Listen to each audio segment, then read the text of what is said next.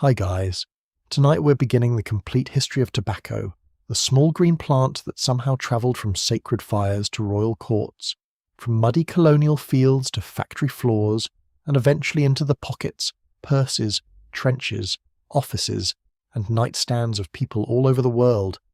You can almost see it now, broad leaves trembling in warm American air, smoke curling upward in blue threads, the smell sharp, earthy, and strangely sweet. How did this plant become so powerful? Why did kings fear it, doctors praise it, merchants chase it, and ordinary people reach for it again and again? So, before you settle into the story, take a moment to like the video and subscribe, and tell me in the comments where you're listening from and what your local time is.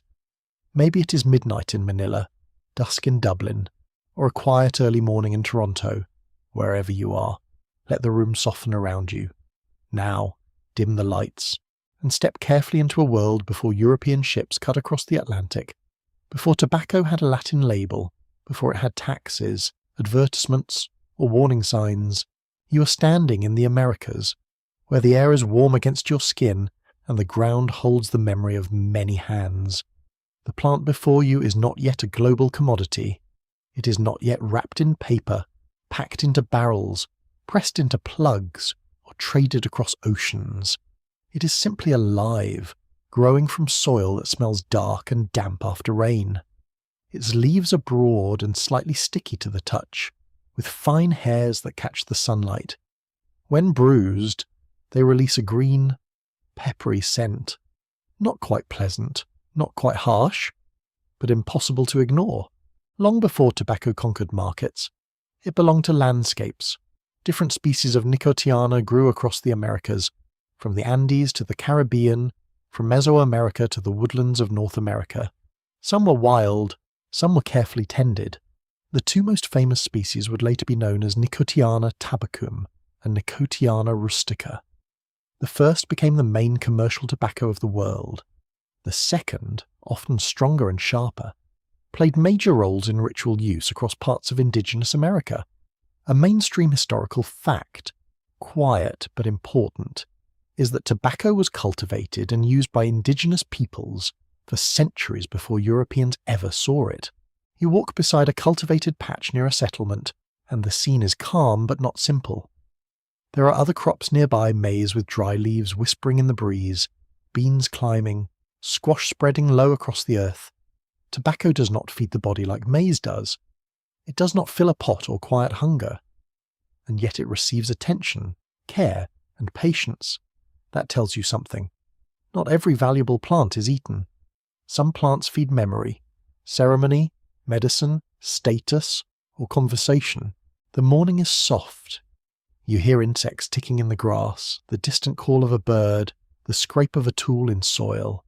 Smoke from a cooking fire drifts low and slow, carrying the smell of wood ash.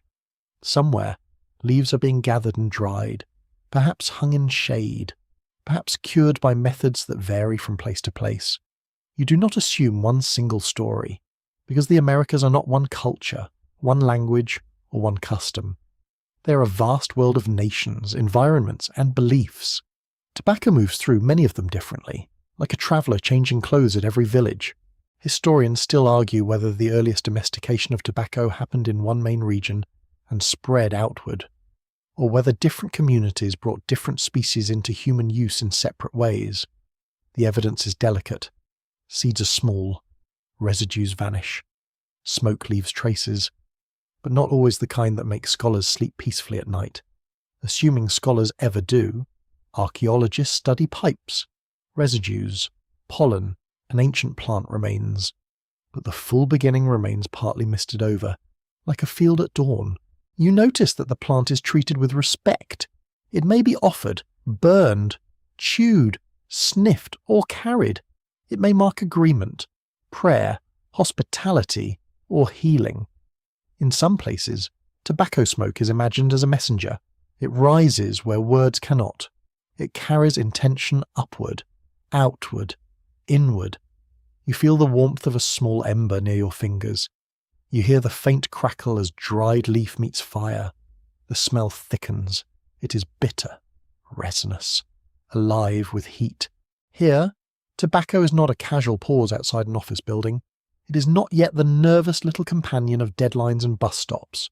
It belongs to worlds where plants can hold relationships. A person might offer tobacco before gathering another medicine plant as a gesture of respect. A leader might use it in diplomacy. A healer might understand it as powerful, useful, and dangerous if mishandled. That last part matters. Many indigenous users recognized tobacco as potent. The plant was not harmless decoration. It was strong medicine, and strong medicine tends to come with rules, because humans enjoy proving they need supervision. A quirky tidbit hides in the plant itself. Some traditional tobacco preparations in the Americas were far stronger than many modern commercial cigarettes. Nicotiana rustica, for example, can contain much more nicotine than common commercial tobacco. So when early European observers saw indigenous people using tobacco in intense ceremonial ways, they were not always seeing gentle relaxation. Sometimes they were witnessing a powerful physical and spiritual experience, one that could bring dizziness, visions, purging, or trance. Europeans would later write about this with a mixture of fascination, confusion, and that special confidence people get when they misunderstand something in writing. You kneel near the plants and let the leaves brush your wrist.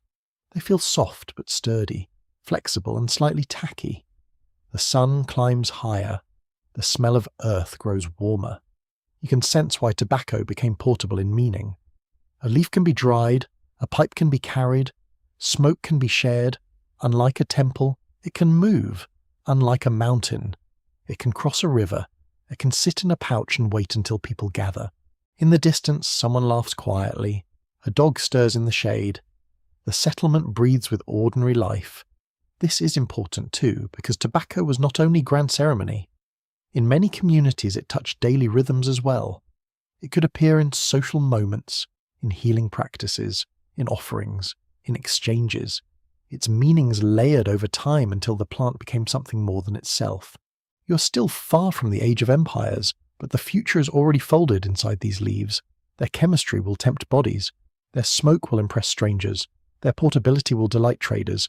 Their ritual power will be flattened, misunderstood, and sold. But for now, you remain in this earlier world, where tobacco grows under open sky, known by names that differ from language to language, held inside customs older than the ships that will one day arrive. The evening slowly gathers. The air cools. The leaves darken into silhouettes. Smoke rises from a nearby fire in patient spirals, disappearing into violet dusk. You breathe softly, not rushing. The plant stands quietly in the field, neither innocent nor guilty, neither blessing nor curse. It is only tobacco, rooted in American soil, waiting in the half-light. While history approaches across an ocean it has not yet seen, you enter a gathering where the evening air is thick with wood smoke, damp leaves, and the quiet expectancy of people who know that certain moments require care. The sky above is deepening from blue into purple. A small fire glows at the centre of the space, its embers shifting with soft orange breaths. Around it, figures sit or stand in a loose circle, speaking in low voices. You hear the rub of the leather, the dry snap of a twig, the slow movement of feet over packed earth. No one is hurrying. Tobacco is present, and hurry would feel rude. Here, smoke is not just smoke. It is movement between worlds. It rises from the hand, the pipe, the burning leaf, and it becomes visible breath. You watch it curl upward, then unravel into the dark air. It seems delicate, almost weightless, but the people around you treat it as something that can carry intention, a request, a promise, a greeting, a memory. This is one of the great differences between many indigenous tobacco traditions and the later habits that will spread across the world. The plant is not merely consumed, it is addressed. A mainstream historical fact rests at the heart of this scene among many indigenous peoples of the Americas. Tobacco was used in ceremony, diplomacy, healing, and spiritual offering. The exact practices varied widely, of course. A person from the Caribbean, a person from the Great Lakes, a person from the Andes, and a person from the Amazon would not all describe tobacco in the same way. The Americas held thousands of communities, each with their own languages, laws, stories, and sacred obligations. But across many regions, tobacco carried an importance that went beyond pleasure. You feel the coolness of the ground beneath you. The smoke brushes your face, not as a cloud, but as a passing veil. It smells sharp, earthy, and faintly sweet, mixed with the resin of burning wood. Someone prepares a pipe with deliberate hands. The bowl may be stone, clay, or wood, depending on place and tradition. The stem may be long enough to make the act feel formal, almost architectural. In some societies, the pipe itself holds meaning. It is not just a tool, it can be a treaty object, a sacred object, a sign that words spoken near it must not be tossed around like pebbles by a bored child. The tobacco is placed carefully, the fire is touched to it, a breath is drawn, a breath is released. You hear the faint hollow sound of air moving through the pipe. The smoke drifts across faces lit by flame. In diplomatic settings, shared smoking could help seal agreements, welcome visitors, or create a space where hostility paused long enough for speech. This did not mean everyone suddenly became gentle and reasonable. Humans have always been impressively talented at complicating peace, but tobacco could create a ritual frame, a way of saying, for this moment, we speak under obligations larger than appetite. In healing, tobacco's power could be understood through body and spirit together. Smoke might be blown over a patient. Leaves might be applied, chewed, or used in mixtures. In some traditions, specialists use tobacco to diagnose illness, communicate with unseen forces, or strengthen prayer. The body's reaction to nicotine could be intense warmth, dizziness, nausea, alertness, even altered perception. To people who understood the plant ritually, such force was not random, it was part of why tobacco demanded discipline. Historians still debate how to interpret early European descriptions of tobacco ceremonies, because those descriptions were often written by outsiders who were fascinated, frightened, judgmental, or simply confused. Some observers described what they saw with care. Others forced unfamiliar practices into European categories, calling them superstition, medicine, vice, or devilry depending on mood, weather, and how badly dinner had gone. Scholars have to read these accounts cautiously, comparing them with archaeology, oral traditions, linguistics, and living community knowledge. A quirky tidbit appears in the many ways tobacco could be taken. Not all tobacco was smoked in pipes. In some regions, people used snuff, powdered tobacco taken through the nose, sometimes with elaborate tubes. Elsewhere, tobacco could be chewed, drunk as an infusion, or used in enemas during certain ritual contexts. Yes, history can be very dignified, and then suddenly very honest about the human body. These practices were not random experiments by people with too much free time. They belong to specific systems of meaning, medicine, and spiritual technique. You move toward another scene, a quieter one. Dawn comes pale over a river, mist hangs low above the water, and the reeds whisper as a breeze passes through them. A person stands near the bank with a small amount of tobacco in hand. Before fishing, travelling, gathering plants, or asking help from the living world, tobacco may be offered. The gesture is modest but profound. It says that taking should be balanced by giving. It says the world is not a warehouse with trees in it. It says relationship comes first. You can smell wet mud, cold ash, and the green scent of river plants. The tobacco is placed down, or scattered, or lifted toward the air. No great drama is needed. Sacredness often arrives quietly, without thunder, without a choir, without anyone trying to look important. You feel the humility of the act. This is not consumption. This is communication. Still, tobacco also belongs to social life. Imagine people gathered after work, telling stories while smoke moves between them. Laughter rises. Children drift at the edge of adult conversation, half listening, half pretending not to. Dogs sleep near the fire. The plant can mark seriousness, but seriousness is not sadness. A sacred world still contains jokes, gossip, impatience, and someone who probably thinks they know the best way to pack a pipe.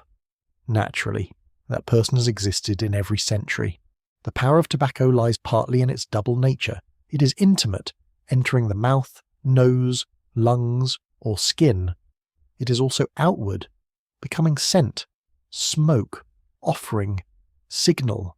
It changes the body, yet it also shapes the space between bodies. Shared tobacco can create trust, but it can also display rank. It can soothe, but it can overwhelm.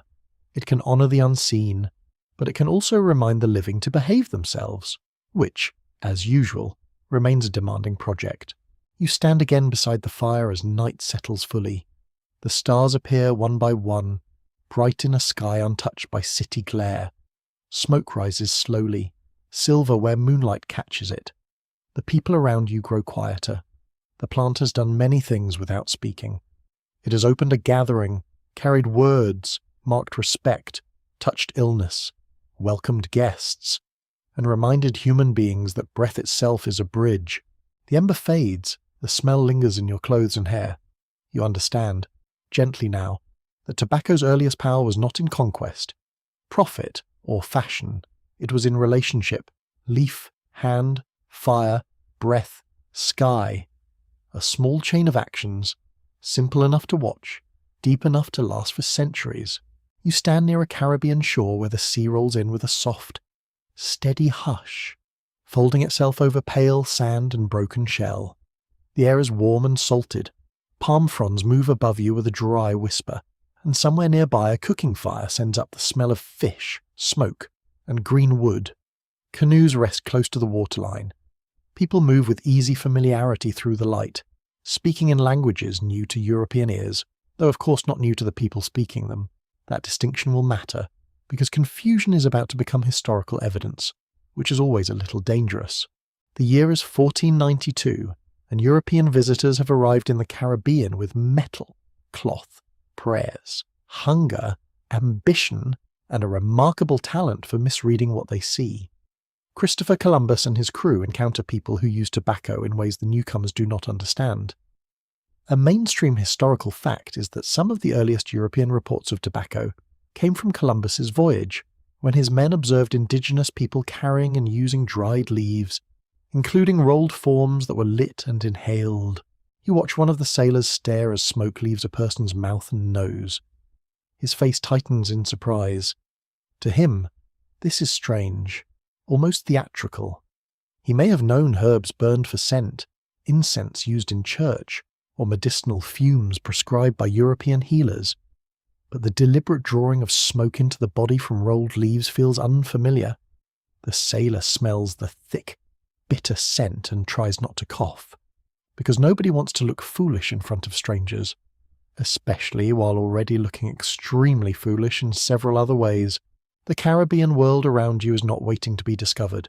It is already full of gardens, fishing grounds, trade routes, family histories, rivalries, rituals, jokes, and weather knowledge.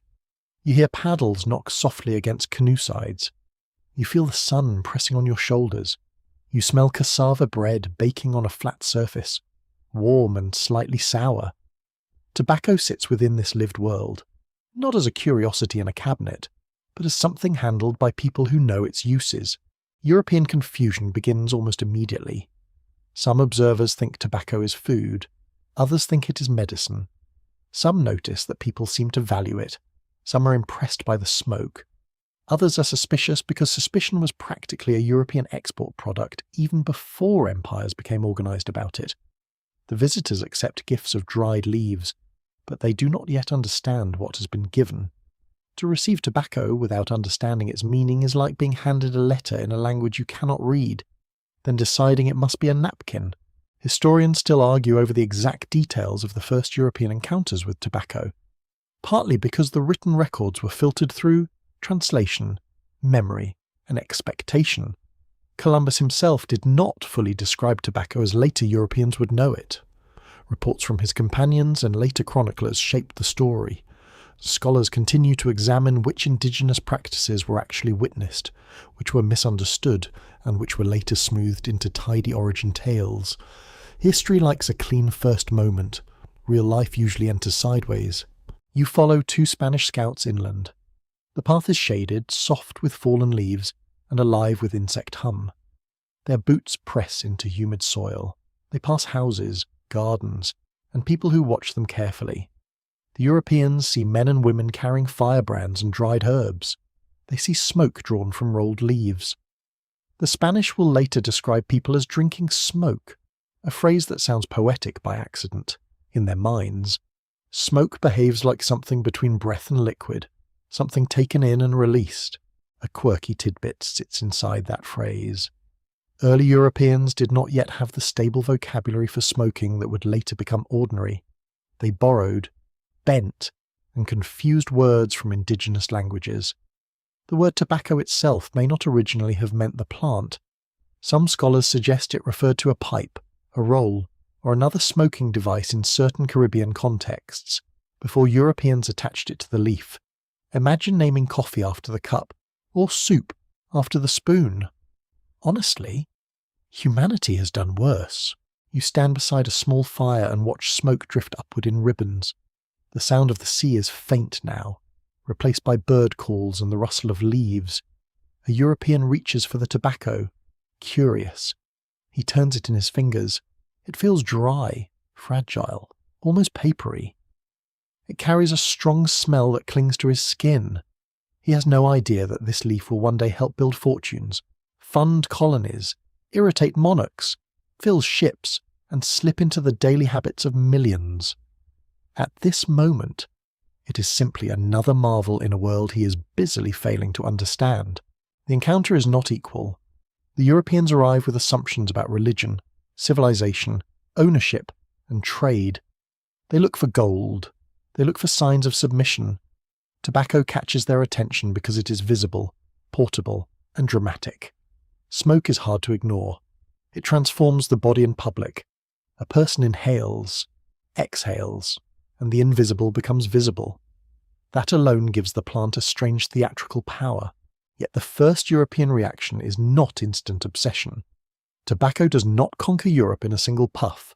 It travels first as report, rumour, specimen, and sailor's habit. Some crewmen experiment with it. Some bring leaves back. Some describe its use to people who have never seen a tobacco plant, and you can almost hear the tavern listeners leaning in. Dried leaves that make smoke, people inhale it. On purpose. Wonderful. Terrible. Tell it again. The smell follows the returning ships. Below deck, among damp rope, old wood, sweat, bilge water, and salted provisions, tobacco begins its crossing. The leaves are no longer rooted in Caribbean soil. They are cargo, souvenir, puzzle, and temptation. The Atlantic wind presses against the sails. The ocean lifts and drops the vessel with slow, creaking force. Somewhere in the hold, dried tobacco waits in darkness, carrying a whole world of meanings that European markets will soon flatten, rename, and sell. You remain with the shore for a moment longer. The sun lowers, turning the water copper. Smoke rises from village fires and vanishes into evening air. The visitors have seen something they cannot yet explain. The people they met have shared, traded, watched, judged, and continued living beneath the same wide sky. Tobacco has entered European awareness not as a product, but as a mystery with a scent, a ritual with no easy translation, a small burning leaf that leaves strangers blinking through smoke. You cross the Atlantic in the age of creaking timber, damp wool, and sailors who smell permanently of salt, sweat, and old rope. The ship rises and falls beneath you with a slow wooden groan. Barrels shift in the hold, canvas snaps above. Somewhere among the cargo, wrapped carefully enough to survive the voyage, are tobacco leaves, and perhaps seeds, small travellers with no passports and a very busy future. They are leaving the warm American world that knew them through ceremony, healing, and exchange, and entering Europe, where every unusual plant is about to be inspected, argued over, praised, feared, and very likely prescribed for something embarrassing. When tobacco reaches Spain and Portugal, it enters a continent already fascinated by exotic medicines. European physicians work in a world of humours, balance, heat, cold, dryness, moisture, and long Latin names that make everything sound more official. New plants from across the ocean do not arrive as simple curiosities. They become possible cures, possible poisons, possible luxuries, and possible proof that God has hidden useful remedies in distant places. A mainstream historical fact is that tobacco was first promoted in Europe largely as a medicinal plant before it became a widespread recreational habit. You walk into a 16th century garden attached to a monastery, a palace, or learned household. The air is cool after rain. Bees move slowly among herbs. Rosemary, sage, rue, lavender, and mint release their scents when brushed by passing robes. In a carefully tended bed stands tobacco, taller than some of its neighbours, with broad leaves and pale flowers. It looks both foreign and oddly comfortable among the medicinal plants. A botanist bends close, touching the leaves with ink-stained fingers. He studies their texture, their smell, their shape. He may sketch them. He may send a description to another scholar. He may, because scholars are scholars, disagree strongly with someone he has never met. The printing press helps the plant travel through words as well as soil. Herbal books begin describing tobacco under various names. Some writers call it Indian tobacco. Others connect it with holy herb, queen's herb, or names tied to patrons and places. Europe is not yet settled on what to call it, which is usually the first sign that everyone wants to own the story. Tobacco appears in medical discussions as a treatment for wounds, headaches, tooth pain, stomach troubles, skin problems, and other complaints. If a person could suffer from it, someone eventually suggested tobacco might help it. Medicine in this period had confidence, charm, and a dangerous shortage of clinical trials. You feel the paper of a herbal book beneath your hand, thick and slightly rough. The ink smells faintly metallic. The plant illustration is careful but not always accurate. A physician reads aloud, his voice low in a candlelit room. He may recommend tobacco smoke for clearing the head, powdered tobacco for sneezing, leaf poultices for sores, or distilled preparations for internal use. Some claims are cautious. Others are enthusiastic enough to make you gently suspicious. Europe has discovered a new plant, and like a person discovering a new kitchen gadget, it is determined to use it for everything. Historians still debate how quickly tobacco moved from elite medical curiosity to ordinary habit in different European regions. The evidence comes from shipping records, personal letters, medical texts, court fashions, archaeological pipes, and scattered complaints from people annoyed by smoke. The spread was not smooth or identical everywhere. Ports learned faster than inland villages. Sailors experimented before scholars finished naming. Courtiers made it fashionable while moralists were still warming up their outrage. The plant slipped through society by several doors at once. You step into Lisbon, where the smell of tar, spices, fish, and hot stone fills the waterfront. Ships arrive from Brazil, Africa, India, and Atlantic islands. Tobacco fits naturally into this noisy world of exchange. Portuguese traders and settlers help move the plant and its habits through imperial routes. In Spain, tobacco is studied, grown in gardens, and gradually linked to royal and medical interest. In France, it will soon find powerful admirers, but even now, rumours of its usefulness drift through learned circles like smoke under a door. A quirky tidbit waits in the fashionable habit of sneezing. Taking powdered tobacco through the nose, later called snuff, was sometimes valued because sneezing itself was thought to clear the head. Imagine a room of serious people intentionally making themselves sneeze and then calling it healthcare. To be fair, they had fewer entertainment options, and the human desire to turn discomfort into wellness is apparently very old. Snuff would become enormously popular in elite circles, but its early medical reputation helped make it respectable. You enter a sick room. The shutters are partly closed. The air smells of vinegar, herbs, wax, and warm linen. A patient lies beneath heavy blankets while a healer prepares tobacco leaves. The touch of the leaf is cool and pliant before it dries. Perhaps it is applied to the skin. Perhaps smoke is used. Perhaps a powder is prepared. The healer's actions are calm, practiced, and surrounded by theories that feel strange to modern ears, but made sense within their own intellectual world. Tobacco is understood as heating, drying, purging, stimulating. It seems active, and activity can be mistaken for cure. The plant's physical power reinforces belief.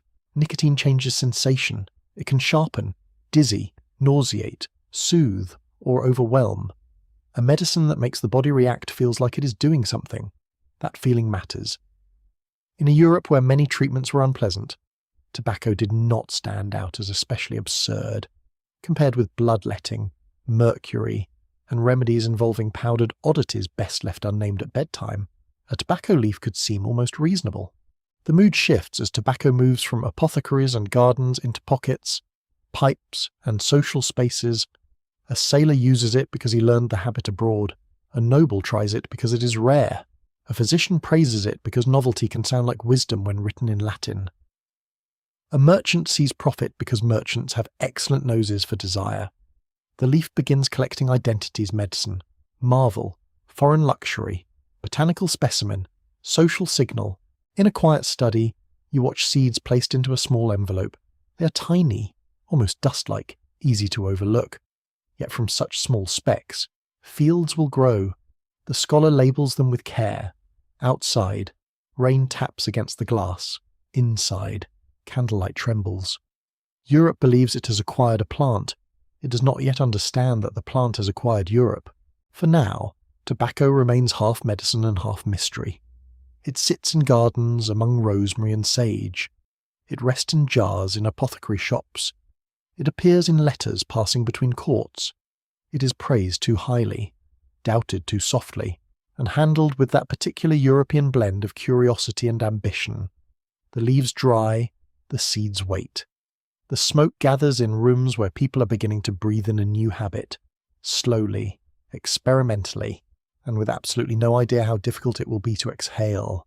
You step into the polished unease of Renaissance diplomacy, where every gift has a meaning, every bow has a calculation, and every smile may be carrying 3 private insults in very expensive silk. The air smells of beeswax, wool, ink, and perfume. Footsteps soften across rushes and carpets. Candles shimmer against panelled walls. Outside, horses stamp in a courtyard slick with rain. Inside, letters are opened with care, seals are inspected, and news from distant courts arrives folded, ribboned, and sometimes dangerously misunderstood. Here you meet Jean Nicot, a French diplomat stationed in Portugal in the 16th century. His name will become attached to tobacco in a way few people could ever manage. Most diplomats hope to be remembered for treaties, marriages, or not accidentally starting wars.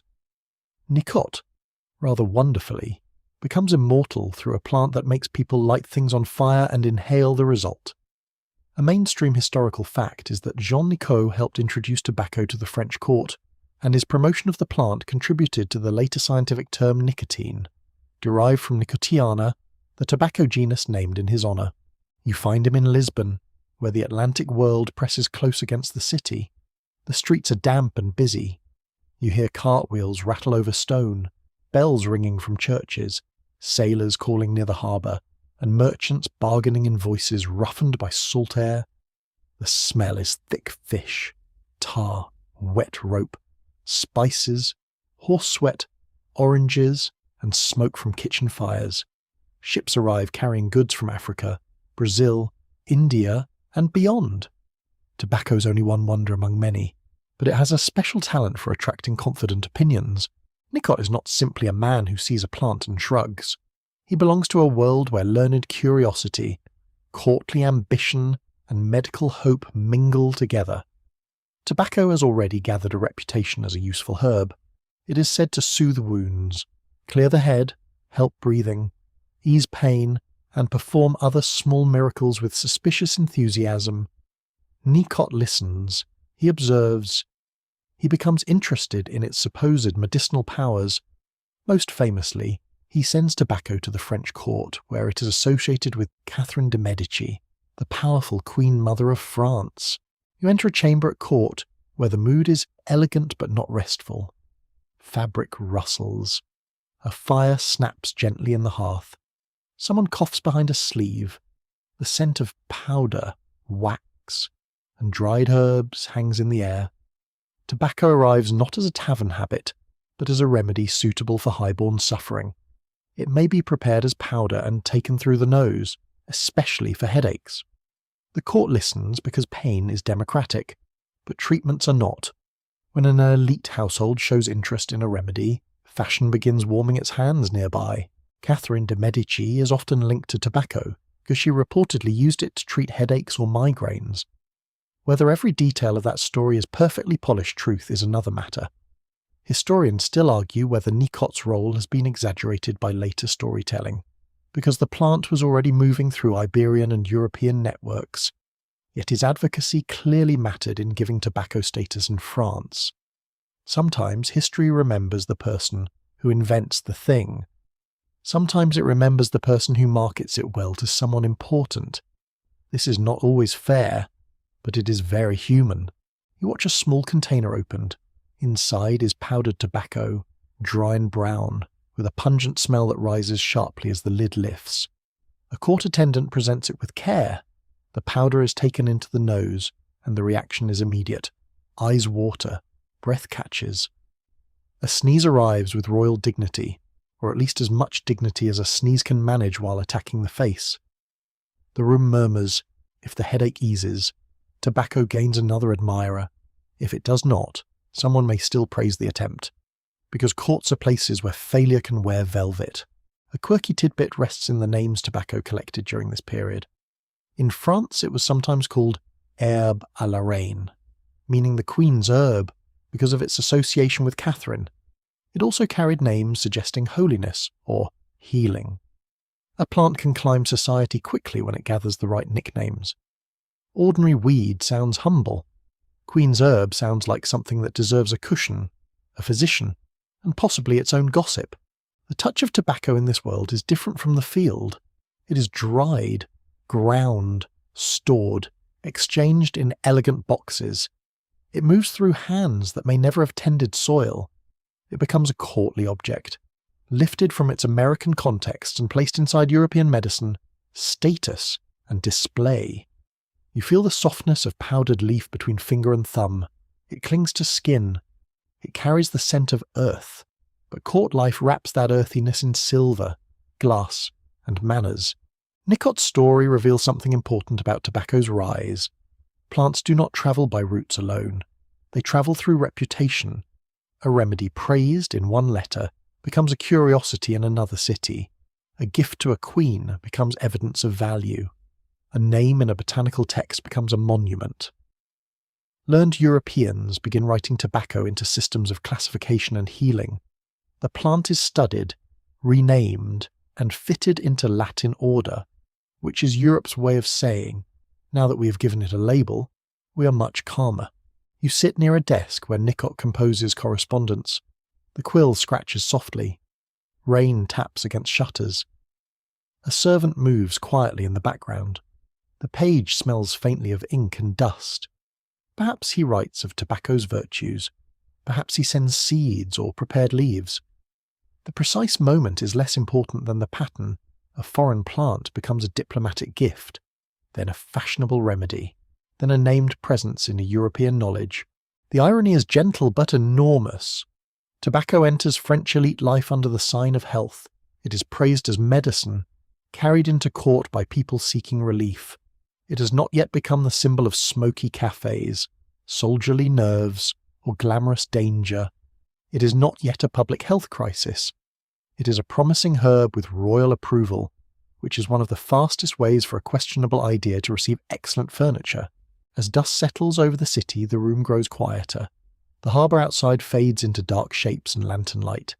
Somewhere, tobacco plants are growing from seeds carried across seas. Somewhere else, leaves are drying in preparation for trade.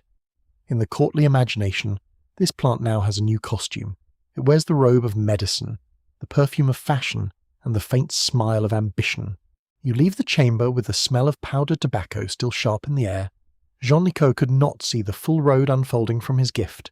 He could not see laboratories naming nicotine, or centuries of argument over pleasure and harm. He saw a useful plant, a possible cure, a courtly opportunity. That was enough. A leaf had entered diplomacy, and diplomacy, as usual, had opened a door much wider than anyone admitted. You step into Elizabethan England, where the streets are narrow. The river smells strongly of mud and fish. and the city seems to cough, bargain, sing, and complain all at once. London presses around you in timber, smoke, damp wool, and restless ambition. Rain has recently fallen, leaving the stones slick beneath your shoes. Somewhere, a bell rings through the mist. Somewhere else, a cartwheel hits a rut, and a driver mutters something best left to history's imagination. Tobacco arrives here with sailors, privateers, merchants, and gentlemen who enjoy returning from dangerous voyages with impressive stories and habits that make them look mysterious. England in the late 16th century is hungry for the wider world. Spanish and Portuguese empires already stretch across oceans, and English adventurers want their share of trade, glory, and conveniently described destiny. Tobacco fits the mood perfectly. It is foreign, dramatic, expensive, and slightly improper. In other words, irresistible. A mainstream historical fact is that tobacco became fashionable in England during the late Elizabethan period, especially through Atlantic voyages and courtly figures associated with exploration. Sir Walter Raleigh is famously linked with popularising pipe smoking at court, although he did not introduce tobacco to England single-handedly. History enjoys turning complicated networks into one man with a cloak, a pipe, and excellent branding. Still, Raleigh's image helped tobacco become a symbol of daring overseas sophistication. You enter a tavern near the Thames. The ceiling beams are low and darkened by years of smoke from candles, hearths, and now this new imported leaf. The room smells of ale, wet leather, onions, straw, sweat, and roasted meat. Voices crowd the air, dice clatter on a table. A serving woman moves through the crush with practiced balance. Near the fire, a man lifts a pipe with theatrical seriousness, as though he's about to perform a miracle or lose a bet. The pipe is lit. He draws in, his cheeks hollow. A moment passes. Then he coughs so violently that several men laugh into their cups. There is always a first generation of fashionable smokers, and many of them must have spent that generation pretending their eyes were watering from deep emotion. The smoke spills from his mouth in a pale stream, curling toward the rafters. People stare. Some are impressed. Some are disgusted. Some immediately want to try it, because human beings often confuse discomfort with sophistication when enough people are watching. You feel the warmth of the hearth on one side of your face and the damp chill from the door on the other. Tobacco smoke is sharper than wood smoke, more biting, with a bitter sweetness that catches in the throat. The smoker passes the pipe to another man. Conversation shifts toward voyages, the Americas, Spanish ships, lost colonies, strange plants, and fortunes waiting somewhere across the sea. Tobacco becomes part of a larger dream: England as ocean power, England as rival, England as nation not content to sit politely at the edge of Europe. But tobacco is costly. At first, only those with money or access can enjoy it regularly. A pipe on display says something about a person. It whispers of travel, connections, fashionable knowledge. It may also whisper, depending on the smoker, that he is trying much too hard. In courtly circles, tobacco becomes a performance. You do not merely smoke. You handle the pipe, manage the ember, release the smoke, and survive the coughing with grace. It is a tiny theatre of control. Historians still debate how much credit Sir Walter Raleigh deserves for spreading tobacco in England, because sailors, merchants, physicians, and colonists all carried the habit through different channels. The Raleigh legend became powerful because it attached the plant to a famous, glamorous, controversial man. Yet the evidence suggests tobacco's rise was broader than one court favourite. As usual, history gives the statue to the most memorable person and leaves the supporting cast standing in the rain. A quirky tidbit comes from a story about Raleigh and his servant. According to the later tradition, a servant once saw smoke pouring from Raleigh's mouth and, believing his master was on fire, threw ale over him. The tale is probably too perfect to trust fully, but it captures how strange smoking looked to people encountering it for the first time. Imagine walking into a room and finding your employer calmly breathing out smoke. Honestly, the ale response feels reasonable. You move from the tavern into a more refined chamber, where gentlemen discuss tobacco with the confidence of people who have recently discovered something expensive. A pipe lies on a table beside playing cards and a silver cup. The room is warmer, scented with wax, wine, rushes, and perfume, but the smoke still dominates. It clings to fabric. It settles into hair. It makes the curtains smell like an argument between a garden and a chimney. Physicians continue to debate tobacco's uses. Some praise it as a medicine for colds, headaches, and sluggish humours. Others worry that too much smoke may dry the body, disturb the brain, or encourage moral laziness. The medical language belongs to its time, but the concern already sounds familiar: how much is too much? Who should use it, and whether pleasure is quietly pretending to be treatment? Then comes the moral complaint. Tobacco seems wasteful. It encourages idleness.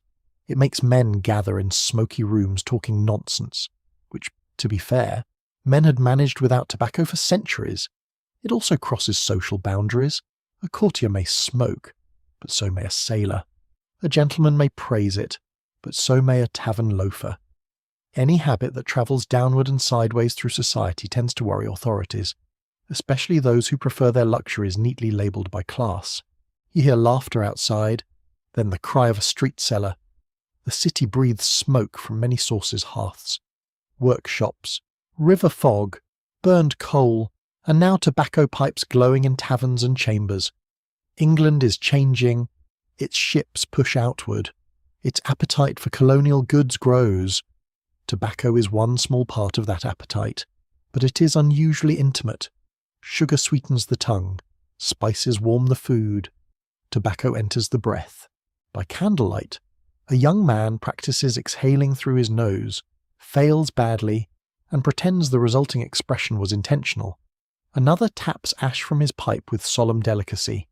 A third declares the herb excellent for thought, though his thoughts appear to have become slower and more expensive. The room relaxes into smoke and talk. Outside, the Thames moves darkly under the night, carrying refuse, boats, and rumour toward the sea.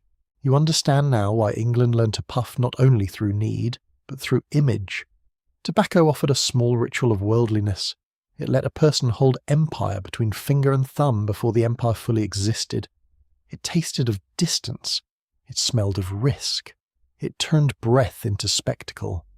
In Elizabethan England, that was more than enough. The pipe ember glows red in the dim room. Smoke lifts, thins, and disappears into the rafters, leaving behind a scent that will soon become familiar in streets, ships, houses, and royal arguments. England has taken the leaf into its mouth, coughed, laughed, complained, and reached for it again. You arrive in Jamestown under a heavy Virginia sky, where the air feels wet enough to drink and the river slides past in brown, patient silence. The settlement is not romantic. It smells of mud, smoke, sour clothing, and fear that has been politely ignored for too long. Wooden walls lean against the wilderness. Mosquitoes rise in whining clouds. Boots sink into soft ground. Men cough inside rough shelters, and the forest beyond the palisade seems to watch without blinking. This is English colonization before it learns to dress itself in marble words. It is hunger, confusion, illness, ambition, and paperwork. The Virginia Company wants profit. The settlers want survival. The land itself is already inhabited, known, named, farmed, hunted, and politically organized by indigenous peoples, especially the Powhatan paramount chiefdom in this region. Yet the English arrive imagining opportunity, with the confidence of guests who have not noticed they were not invited. A mainstream historical fact is that tobacco became the crop that made the Jamestown colony economically viable. In the early 17th century, John Rolfe helped cultivate a milder strain of tobacco in Virginia, and by exporting it to England, he turned the struggling settlement toward commercial success. The plant did not solve every problem, because history rarely hands out tidy solutions, but it gave investors something they could sell. And suddenly the muddy outpost had a reason, in English eyes, to continue existing. You walk between small plots where tobacco plants stand in rows, their leaves broad and green against the damp earth. The soil clings to your shoes. The smell is rich, mineral, alive with rot and growth. A settler bends over a plant, his shirt stuck to his back with sweat. He touches the leaves with anxious care. These are not just plants to him, they are rent, food, status, debt, hope, and perhaps a ticket home, though that last hope keeps becoming less practical. The first English attempts at producing marketable tobacco were not instantly successful. Harsh local varieties did not please English buyers as much as the smoother tobacco associated with Spanish America. Rolfe's importance lies partly in cultivating sweeter, milder tobacco that suited European taste, whether the seed came from Trinidad, the Orinoco region, or another Spanish-linked source has been discussed for centuries, with some detail still uncertain. Historians continue to debate the exact origin of the strain Rolfe planted and how he obtained it, especially because imperial rivals guarded valuable crops with understandable paranoia. You hear axes striking wood at the edge of a clearing, more land is needed, tobacco exhausts soil quickly, demanding fresh fields again and again. Forest falls, fences move. Relations with nearby indigenous communities strain under English hunger for land. What begins as a crop becomes a geography of expansion. The plant does not merely grow in Virginia, it reshapes Virginia, leaf by leaf, field by field, boundary by boundary. A quirky tidbit appears in the way tobacco becomes money. In colonial Virginia, tobacco is often used as a medium of exchange. People pay debts, wages, taxes, and even church obligations in pounds of tobacco. Imagine trying to pay your bills with bundles of dried leaves, then arguing over whether your leaves are too damp, too mouldy, or frankly insulting. Colonial records are full of disputes over quality, weight, and inspection. Money may be abstract, but tobacco money could smell bad in storage. You step into a curing shed where the light is dim and golden. Leaves hang from poles above you, slowly changing colour. The air is warm, thick, and sweetly pungent. It presses against your face like damp cloth. Your fingers brush a drying leaf, and it crackles softly at the edge. Outside, rain begins tapping on the roof. Inside, the hanging leaves seem almost like sleeping birds, suspended in rows, waiting to become cargo. The labour is constant. Seedbeds must be prepared, seedlings transplanted, worms picked away, plants topped, leaves harvested, stalks cut. Tobacco is fussy, demanding, and quite rude about human leisure. A field of it requires attention at exactly the times when people are exhausted, hungry, or ill. Yet the profit is tempting. In England, demand grows. Smoking becomes more common. Merchants want more leaf. Investors want returns. Colonists plant more. Jamestown changes under tobacco's spell. Instead of compact settlement, farms spread outward along waterways because rivers make transport easier. Barrels of cured tobacco can be rolled, loaded, shipped, sold. The James River becomes a commercial artery, carrying the smell of dried leaf toward the Atlantic. You can hear the creak of a wharf, the thump of hogsheads, the splash of oars, and the shouts of men loading cargo. Each barrel contains labour, land, weather, risk, and ambition packed tightly beneath wooden staves. But the crop brings instability too. Too many settlers plant tobacco instead of food, because hunger tomorrow feels less urgent than profit imagined today. Prices rise and fall. Quality varies. Laws attempt to control planting and inspection. The colony becomes dependent on a single export, which is rarely wise, though extremely common. Tobacco saves Jamestown economically, while tying it to a restless cycle of expansion and labour demand. You pause beside the river at dusk. The water smells muddy and green. Frogs call from the marsh. Smoke from cooking fires mixes with the heavier scent drifting from curing barns. The settlement is still fragile, but its future has sharpened. Tobacco has given English Virginia a commercial identity. It has also set in motion pressures that will deepen inequality, intensify land hunger, and draw more labourers into hard fields. For now, a planter looks over his crop with tired satisfaction. He sees leaves. You see a system beginning to root itself. The plant stands quietly in the humid evening, broad leaves dark against the fading light, while ships wait to carry Virginia's golden weed across the sea. You walk into the tobacco fields at sunrise, when the Virginia air is already warm and the light spreads low over rows of broad green leaves. Dew clings to the plants and wets your sleeves as you pass. The soil is soft underfoot, dark and heavy, with a smell of mud, leaf sap, sweat, and wood smoke drifting from distant cabins. Birds call from the tree line, but their songs do not make the morning gentle. This landscape is beautiful, yes, but it is also arranged around work that bends backs and shortens breath. Tobacco demands hands, many hands. The crop must be seeded, transplanted, weeded, topped, watched, cut, hauled, cured, sorted, packed, and inspected. It is not a plant that politely takes care of itself while humans enjoy a nap. It requires attention from spring through harvest, and then more attention in curing houses, where a mistake can ruin months of effort. The English appetite for tobacco creates a hunger for labour in the Chesapeake, and that hunger becomes one of the central forces shaping colonial society. A mainstream historical fact is that tobacco cultivation in Virginia and Maryland first relied heavily on indentured servants, then increasingly on enslaved Africans and their descendants. In the early 17th century, many labourers arrived from England under contracts of indenture.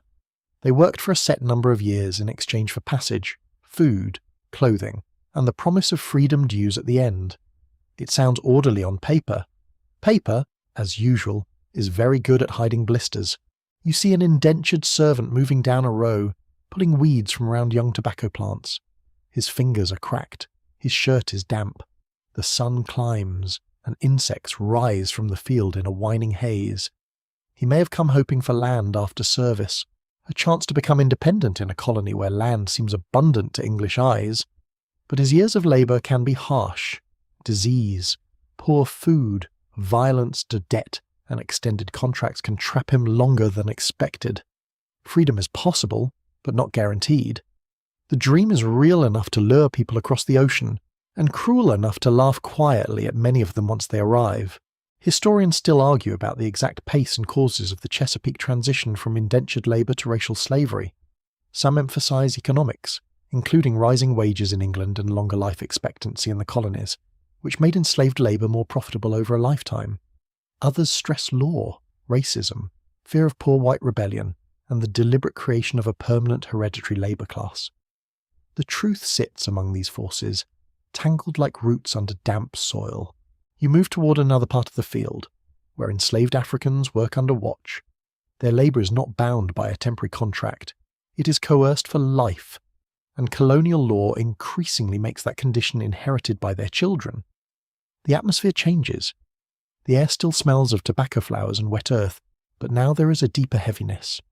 You hear the cut of a hoe, the rough breathing of tired bodies, the sharp command of an overseer. A child carries water in a wooden vessel, the handle pressing into small palms. The tobacco economy helps build a society where people are valued in account books beside land, tools, livestock, and leaf. That is the quiet horror beneath the polite term plantation. It is not only a large farm, it is an organised system for turning human lives into export revenue. Tobacco leaves travel to Europe as pleasure, medicine, fashion, and habit. Behind them are people whose names are too often missing from records, or recorded only when bought, punished, baptized, married, sold, or escaped. History can be cold that way, keeping the price and losing the voice. A quirky tidbit hides in the inspection system. Colonial authorities eventually tried to control tobacco quality by inspecting and grading the leaf before export. Bad tobacco could be burned, destroyed, or rejected, which meant someone might watch months of labour go up in smoke before it ever reached a pipe. Imagine the bitter comedy of growing a plant meant to be burned, only to have officials burn it first because it was not good enough. Bureaucracy, apparently, also learned to smoke. You enter a curing barn at noon. The heat inside is close and still. Leaves hang from rails in long rows, yellowing, browning, curling at the edges. The smell is sweet, thick, and almost fermented, wrapping around you like a blanket that has worked too hard. Dust floats in shafts of light. Your skin feels sticky. Workers move carefully, because curing is delicate. Too much moisture invites mould. Too much dryness makes leaves brittle. Tobacco must be watched like a difficult guest who may ruin the evening if ignored. Outside, land hunger grows with each crop. Tobacco exhausts soil, especially when planters push fields too hard without replenishment.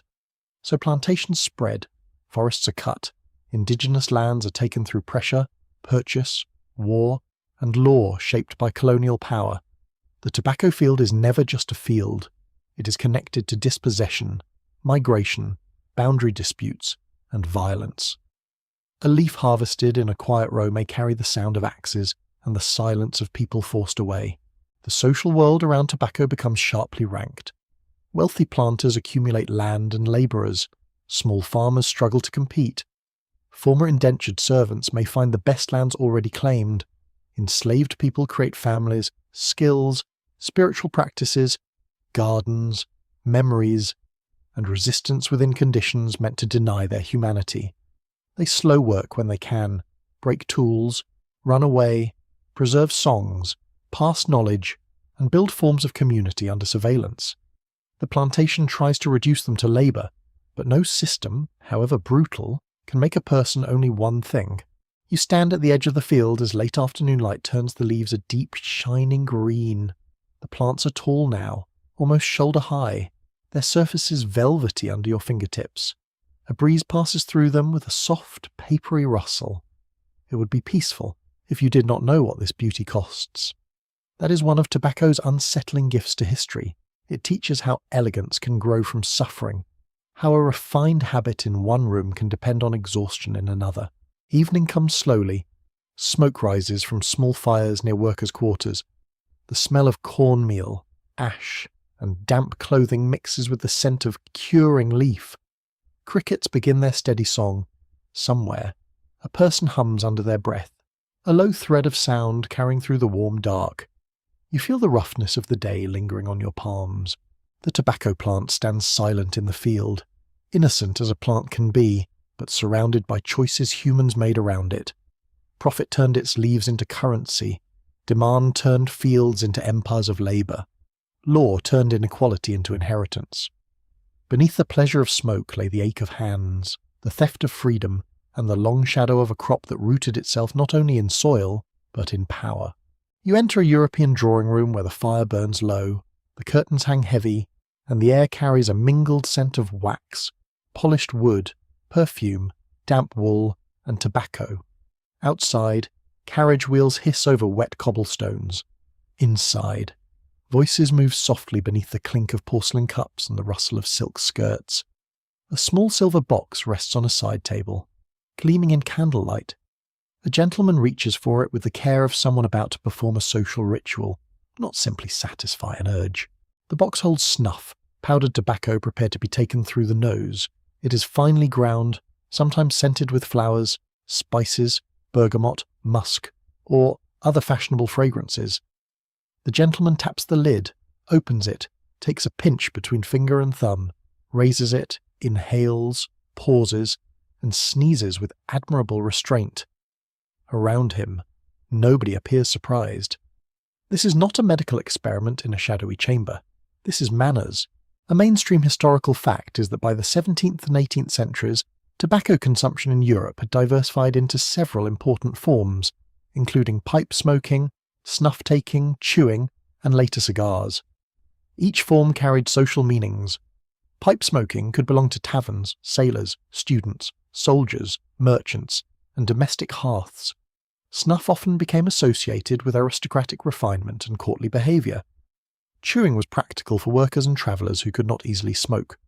Tobacco was no longer just a plant from overseas. It had become a language of class, taste, and identity. You feel the smooth coolness of a snuff box placed in your palm. It may be made of silver, enamel, tortoiseshell, horn, porcelain, or gold if its owner is feeling financially dramatic. These boxes can be decorated with portraits, landscapes, jokes, political symbols, romantic scenes, or secret compartments. They are accessories, conversation pieces, gifts, and status displays. A person's snuff box can say, "I am refined, I am witty, I have excellent connections, and I probably spent too much money on something full of powder." Across town, the atmosphere changes. You step into a tavern where the ceiling is low and browned by generations of smoke. The room smells of beer, ashes, clay pipes, wet boots, onions, and human impatience. Men sit around tables, passing news, insults, wages, and tobacco smoke. Long clay pipes rest between fingers or teeth. Their stems are fragile, their bowls small, their surfaces pale as bone. When one breaks, nobody weeps for long. Clay pipes are cheap enough to be common and brittle enough to keep archaeologists busy centuries later. You hear the pipe stems click against cups. A coal is lifted from the hearth with tongs. Smoke thickens in the room, blue-grey in the lamplight. Here, smoking is sociable, noisy, and less polished than snuff at court. A man leans back, exhales, and declares his opinion on politics with the confidence of someone whose information comes from 3 rumours and half a pamphlet. Some things in public life never truly change. Historians still debate how sharply tobacco habits divided by class and gender in different parts of Europe, because practice often wandered across the boundaries that polite writers tried to draw. Snuff might dominate elite court culture in France, while pipes remained common in Dutch households, English taverns, German student life, and military settings. Women used tobacco too, though records often describe their use with extra judgment. The archive can sound shocked when women enjoy the same habits men have been making unbearable for everyone nearby. You move into a coffee house where tobacco smoke mingles with the smell of roasted coffee, ink, damp paper, and hot bread. The room hums with argument. Newspapers are passed from hand to hand. Merchants discuss shipping. Writers sharpen insults. Political talk floats above crowded tables. Pipe smoke curls between strangers who become temporary companions in information. Coffee houses are sometimes called schools of the news, and tobacco fits them beautifully. It gives hands something to do while tongues run freely. A quirky tidbit lies in the clay pipe itself. Archaeologists can sometimes date sites by studying pipe bowl shapes and stem bore sizes, because pipe styles changed over time. So, a broken pipe stem, tossed away by someone who thought absolutely nothing of it, can become a tiny clock for future scholars. Imagine being remembered not for your poetry, courage, or kindness, but because you snapped a pipe while arguing about taxes. History has a dry sense of humour. In another house, quieter and warmer, an older woman sits near the hearth with a pipe of her own. The fire cracks softly. The smell of peat or wood smoke blends with tobacco. Her hands are rough from years of work. She draws slowly and exhales toward the chimney. Not every smoker performs fashion.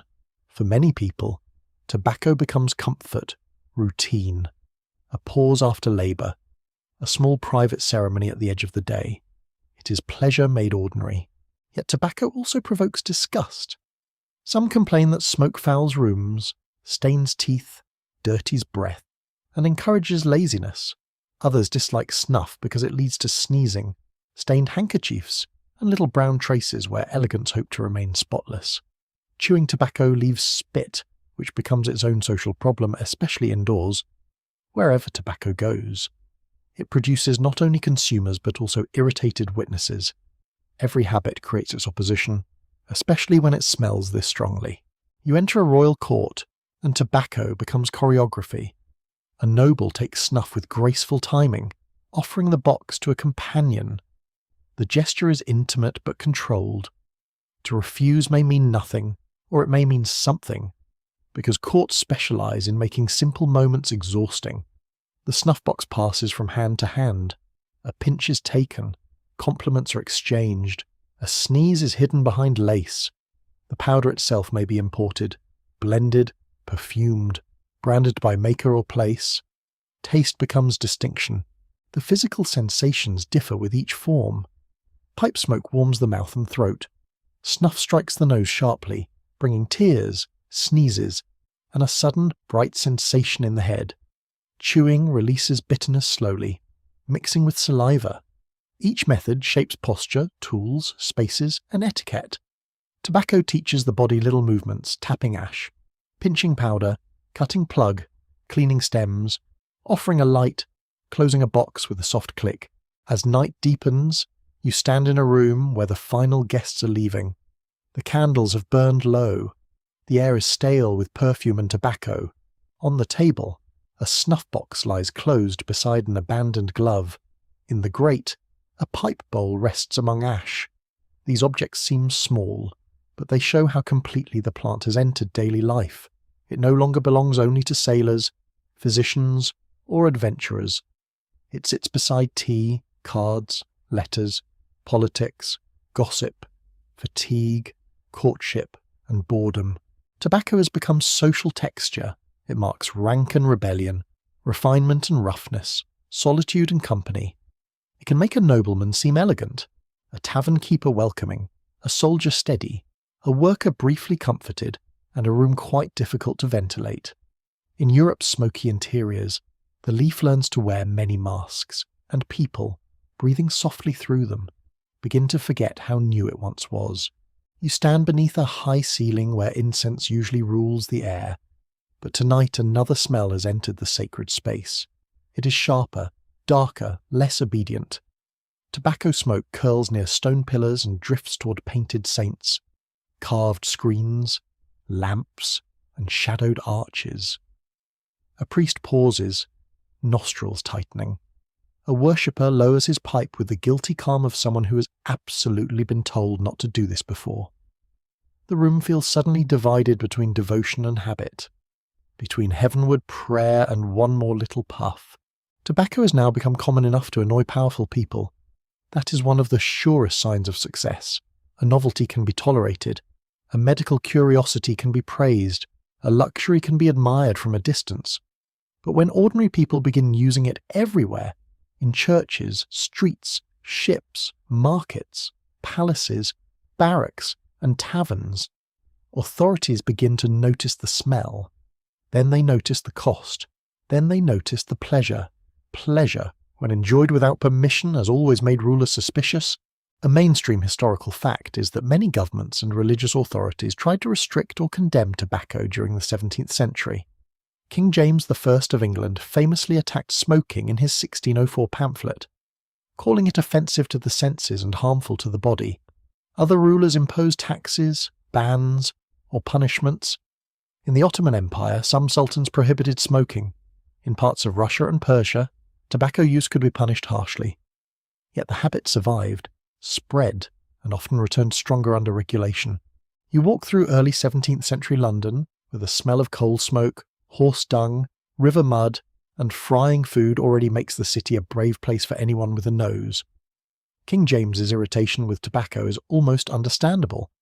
Pipe smoke adds another layer to an air already doing its best to become soup.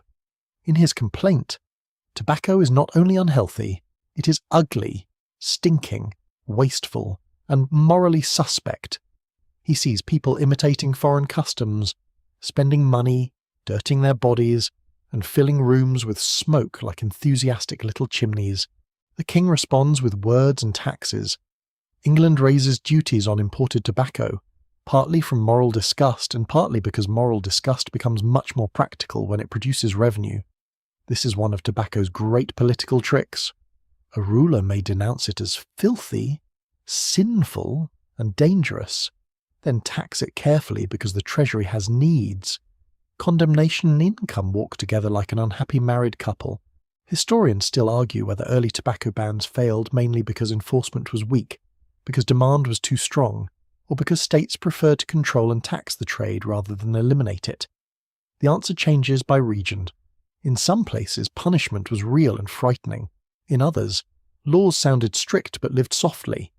Tobacco was portable, desirable, and profitable, which is a very inconvenient combination for anyone trying to stamp it out. You move eastward to the Ottoman world, where coffeehouses, conversation, and smoke become politically sensitive. The air in a coffeehouse is warm and thick, filled with roasted coffee, sweat, lamp oil, and tobacco. Men sit close together, talking, listening, arguing, laughing, and exchanging news. This is precisely the sort of space that makes anxious governments itch. People gathered in public, alert, social, and full of opinions are rarely what rulers request before bedtime. Some Ottoman sultans associated smoking and coffeehouse life with disorder, fire risk, and political gossip. Smoking bans appeared, were enforced at times, relaxed at others, and returned again depending on ruler, city, and mood. You can almost feel the rhythm: prohibition, punishment, evasion, tolerance, taxation, complaint, repeat. Tobacco does not simply enter mouths, it creates meeting places, pauses in labour, and networks of talk. A pipe can become a social fuse. A quirky tidbit comes from the dramatic punishments reported in some anti-tobacco campaigns. Stories circulated of smokers being paraded with pipes stuck through their noses or facing severe penalties meant to frighten others. Some accounts may be exaggerated by travellers or moralists, because shocking stories travel faster than accurate ones, especially when they involve noses. Still, they reveal how intensely some authorities reacted to a habit that seemed to challenge order, discipline, and public cleanliness. You step into Moscow, where winter presses against walls and breath turns white outside. Tobacco arrives there too, crossing borders through merchants, soldiers, and travellers. Russian rulers at times condemn it as foreign corruption. Smoke in the beard, smoke in the house, smoke near icons. All of it can look like moral decay to those defending older customs. Yet people continue to seek it. Cold hands warm around pipes. Powdered tobacco passes quietly. What is forbidden often gains flavour, even when that flavour is bitter and a little dusty. In churches and mosques, tobacco raises special problems. Smoke resembles incense but does not belong to liturgy. It enters sacred space on private terms. It distracts. It smells. It attaches appetite to worship. Religious leaders worry not only about health, but about reverence. Is smoking a harmless habit, a medical act, a vanity, an addiction, a sin, or simply bad manners with a pipe? Different authorities answer differently, often with confidence greater than agreement. You stand near a monastery gate as a man hides tobacco inside his clothing. The cloth feels rough. The hidden leaves smell faintly sweet through the fabric. He is not a rebel in the grand heroic sense. He's just attached to a habit. That is part of tobacco's power. It does not need everyone to become dramatic. It only needs many people to become quietly unwilling to stop. The opposition to tobacco also reveals cultural fear. In Europe, it is linked with foreignness, indigenous customs, sailors, colonial disorder, and bodily excess. In Islamic lands, it enters debates over intoxicants, public morality, and social gathering. In Russia, it can symbolize Western intrusion. Everywhere, it forces societies to decide whether smoke is medicine, vice, luxury, or taxable inconvenience. Late at night, you enter a government office where clerks tally duties on tobacco imports. The room smells of ink, dust, wax, and damp paper. Ledgers lie open. Numbers march down the page. Here, moral arguments become arithmetic. Every pound of tobacco can be counted. Every shipment can be charged. Every smoker becomes, in a small way, a contributor to the state. The plant that rulers scold also helps fund their wars, courts, ships, and officials. Hypocrisy, perhaps. Fiscal policy, certainly. The bans do not erase tobacco because the habit has already rooted itself in bodies and routines. A smoker knows the small comfort of the pipe after work. A snuff-taker enjoys the bright sting in the nose. A soldier values a pouch in cold weather. A merchant sees profit in every crate. A ruler sees revenue behind every sermon of disgust. Around them all, smoke moves patiently through law. You leave the chamber as dawn greys the windows. Somewhere a moralist writes another warning. Somewhere a customs officer weighs another shipment. Somewhere a smoker, absolutely aware that someone disapproves, lights a pipe anyway. The ember glows. The breath draws in. The smoke rises, slips past authority, and disappears into the morning air. You follow tobacco along the great routes of trade, where ships lean into monsoon winds, caravans move through dust, and port cities wake each morning to the clatter of languages meeting in the street. The plant no longer belongs to one ocean. It travels in bundles, seeds, habits, pipes, stories, and cravings. It crosses deserts in saddlebags, sails into harbours beside pepper and silk, enters markets under canvas awnings, and appears in hands that have never touched American soil. Tobacco is becoming global, not by one road, but by many. You stand in a busy port on the Indian Ocean. The air is hot and wet, filled with the smell of salt, cardamom, fish, sweat, coconut oil, and damp wood. Sailors unload cargo while merchants argue beneath shade. A parcel of dried tobacco is opened, and its scent rises at once, earthy and sharp, cutting through spices with surprising confidence. Nearby, a pipe is prepared. Someone watches with interest. Someone else looks unimpressed, which is fair because the world already has plenty of habits and does not always ask for more. A mainstream historical fact is that tobacco spread rapidly across Africa, the Middle East, and Asia during the 16th and 17th centuries through European maritime trade, Ottoman networks, Portuguese routes, Spanish connections across the Pacific, and local exchange systems. Its use was quickly adapted into regional customs. People did not simply copy European habits. They reshaped tobacco through their own technologies, tastes, social rules, and ideas of pleasure, medicine, and hospitality. In the Ottoman world, tobacco joins coffee as part of urban sociability. You enter a coffee house where lamps glow through a haze of smoke. Men sit on low cushions, cups in hand, listening to a storyteller whose voice rises and falls like a slow tide. The smell of roasted coffee mingles with tobacco and warm bodies. Pipe stems rest across knees. Conversation moves from trade to poetry, from politics to neighborhood gossip. The water pipe, later known in many places as the hookah, narghil, or shisha depending on language and region, becomes one of the most recognizable forms of tobacco use in parts of the Middle East, South Asia, and beyond. The hookah changes the rhythm of smoking. Tobacco is heated, smoke passes through water, and the user draws through a long tube. The bubbling sound is soft, almost sleepy. You hear it between sentences, a low gurgle like a small fountain thinking deeply about bad decisions. The smoke smells sweet when mixed with molasses or fruit flavorings in later traditions. Though earlier preparations varied widely, the device makes tobacco social. It invites sitting, sharing, waiting, speaking slowly. A pipe held in the mouth can be solitary. A hookah on the floor gathers people around it like a quiet host. Historians still debate where and when the water pipe first developed in its familiar form. Claims point to India, Persia, the Ottoman world, and other connected regions, but evidence is tangled by trade, language, and changing designs. Scholars study paintings, travel accounts, objects, and terminology, yet the origin remains cloudy. This is fitting for a smoking device, perhaps too fitting. Even the invention seems to arrive through haze. You move to West Africa, where tobacco finds new lives in markets, households, and ritual spaces. It enters existing trade systems and may be exchanged alongside cloth, metal goods, beads, salt, and other valued items. In some communities, tobacco becomes part of hospitality. In others, it is linked with spiritual practice, healing, or status. Local pipes develop distinct forms, shaped by available materials and artistic traditions.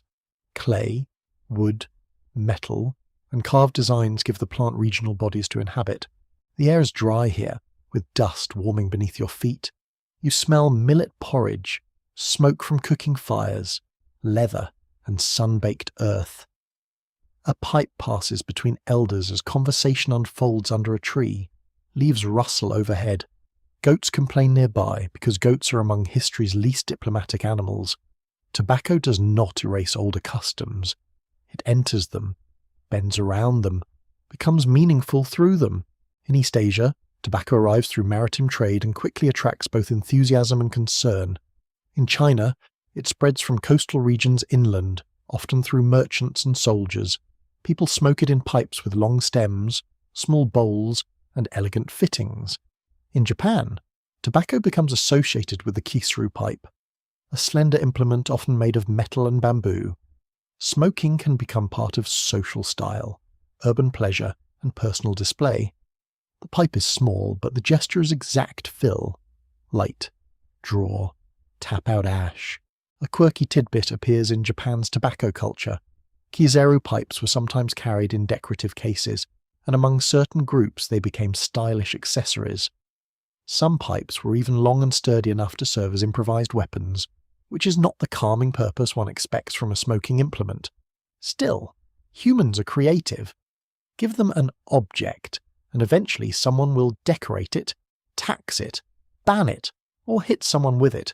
You step into a Chinese shop where tobacco is sold beside other goods. The room smells of tea, paper, dried herbs, wood, and smoke. Customers examine blends, pipes, and pouches. Tobacco can be praised as warming, stimulating, or useful against dampness, depending on local medical ideas. Yet officials and moralists may worry about waste, fire, foreign influence, or excessive use. The pattern repeats across continents: adoption, pleasure, anxiety, regulation, evasion, profit. The Spanish route across the Pacific carries tobacco from the Americas to the Philippines, and from there into Asian trade. Manila becomes a crucial meeting point of American silver, Chinese goods, Spanish power, and local labour. Tobacco thrives in the Philippines, where it eventually becomes a major crop under colonial systems. You feel humid air cling to your skin. Rain taps on broad leaves. The scent of wet earth rises around fields where local growers cultivate a plant already carrying the weight of empire. Tobacco's global spread is not just a story of consumers, it is also a story of farmers, porters, sailors, enslaved people, tax collectors, smugglers, artisans, and shopkeepers. Each region adds its own tools and rules.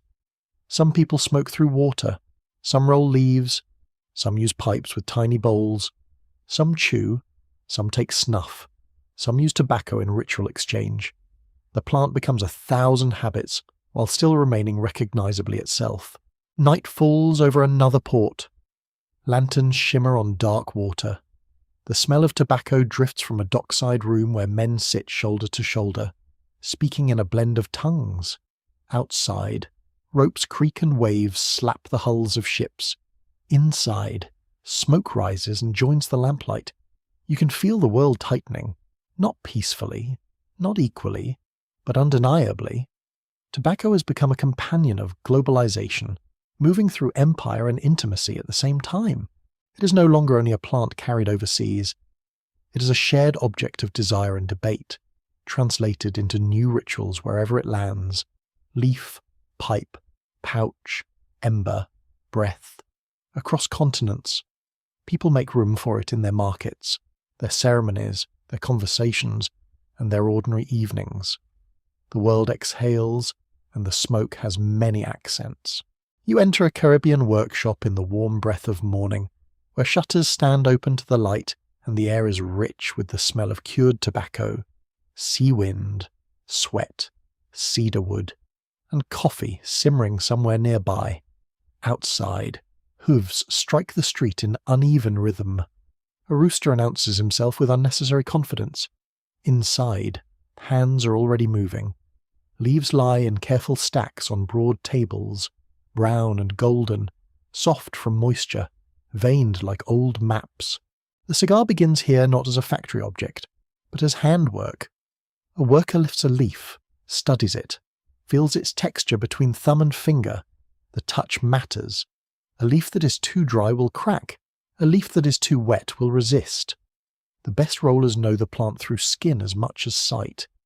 You hear the faint rasp of leaves being smoothed, the tap of a knife, the soft press of palms shaping filler, binder, and wrapper into one firm body. The room is quiet in the way skilled rooms often are. People speak, yes, but the work itself has a rhythm that does not need much explanation.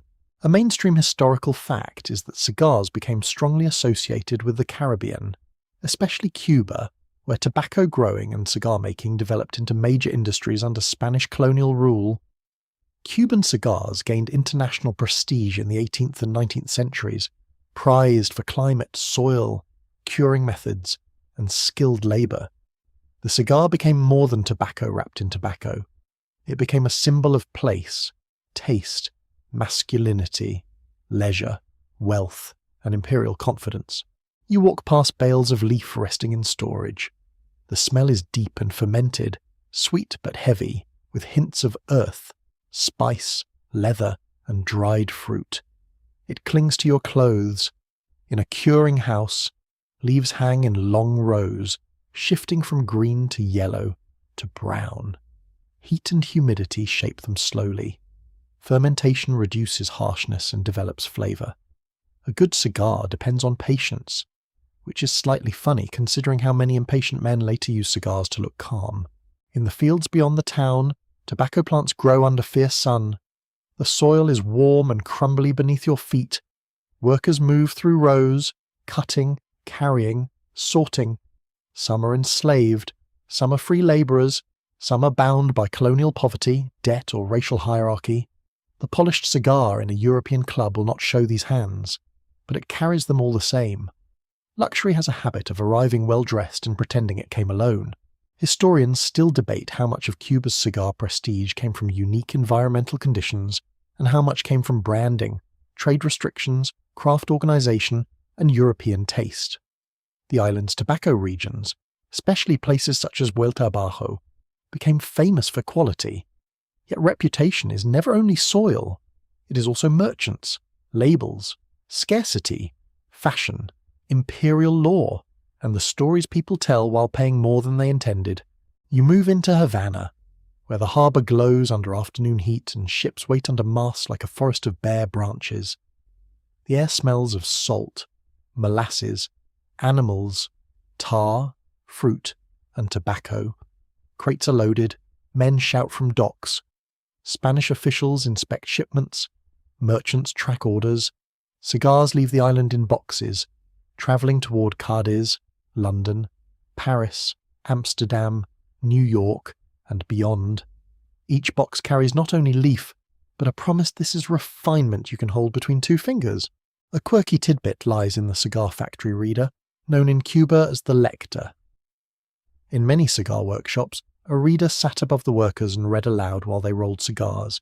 Newspapers, political essays, novels, poetry, and adventure stories filled the room.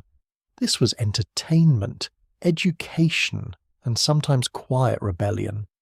Imagine producing luxury tobacco while listening to dramatic fiction, radical politics, or some very intense serialized romance.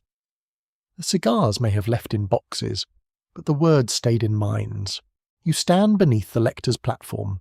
His voice carries over the table, steady and expressive.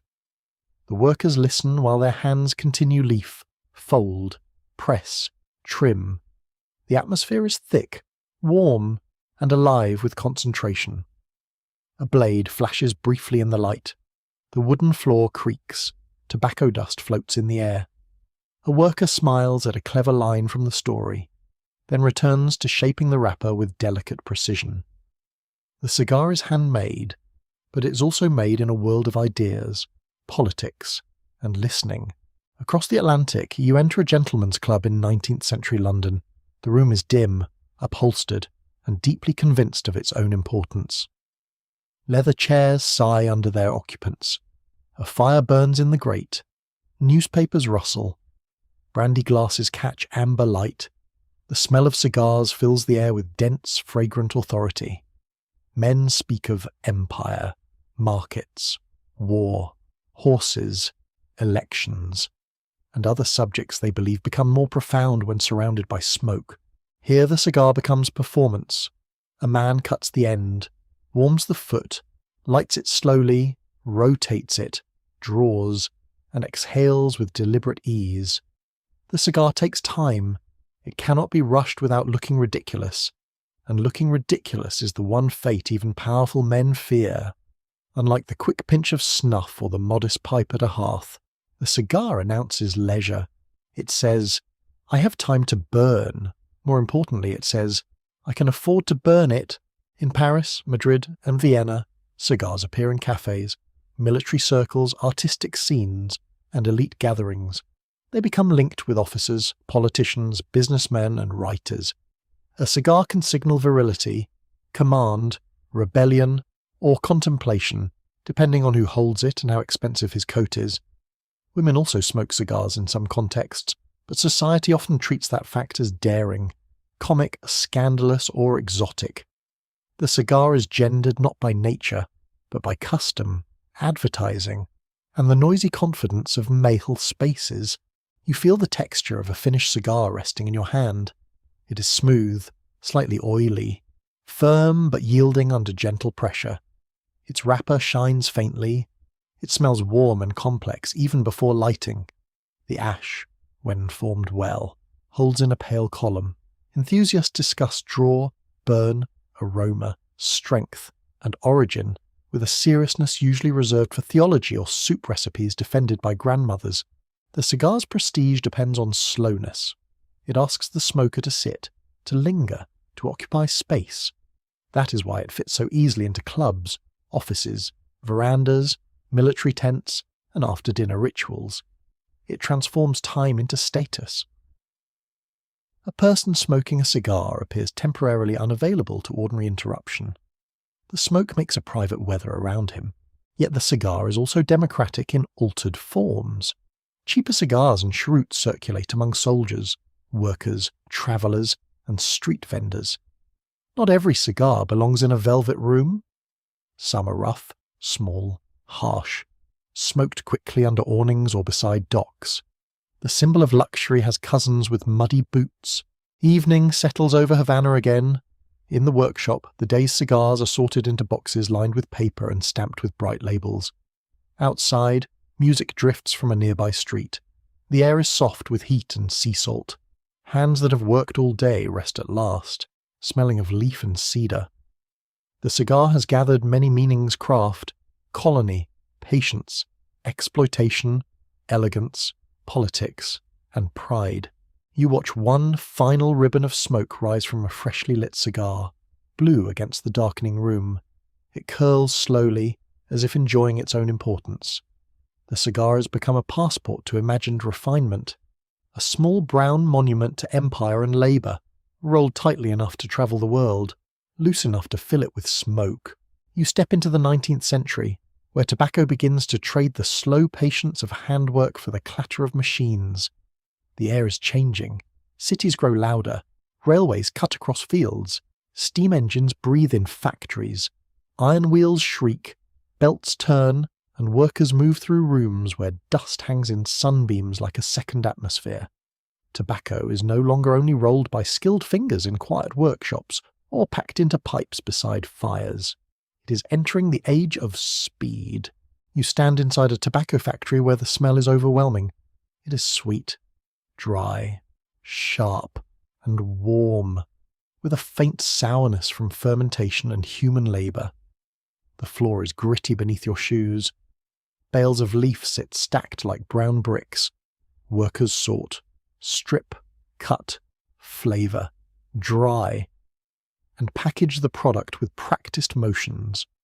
The sound is constant blades chopping, crates scraping, footsteps crossing boards, supervisors calling instructions, machinery knocking out its steady industrial heartbeat.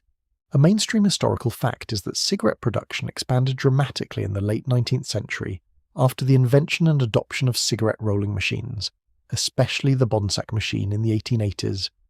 Before mechanization, cigarettes were often rolled by hand and remained less dominant than pipes. Cigars, snuff, and chewing tobacco in many places. Machines changed the scale. They made cigarettes cheaper, more uniform, and easier to produce in enormous quantities. A habit that once required time and manual skill became a mass-market product. Neat, portable, and ready for modern life. You watch loose tobacco fed into a machine. Paper moves through rollers. Tiny cylinders form with astonishing speed.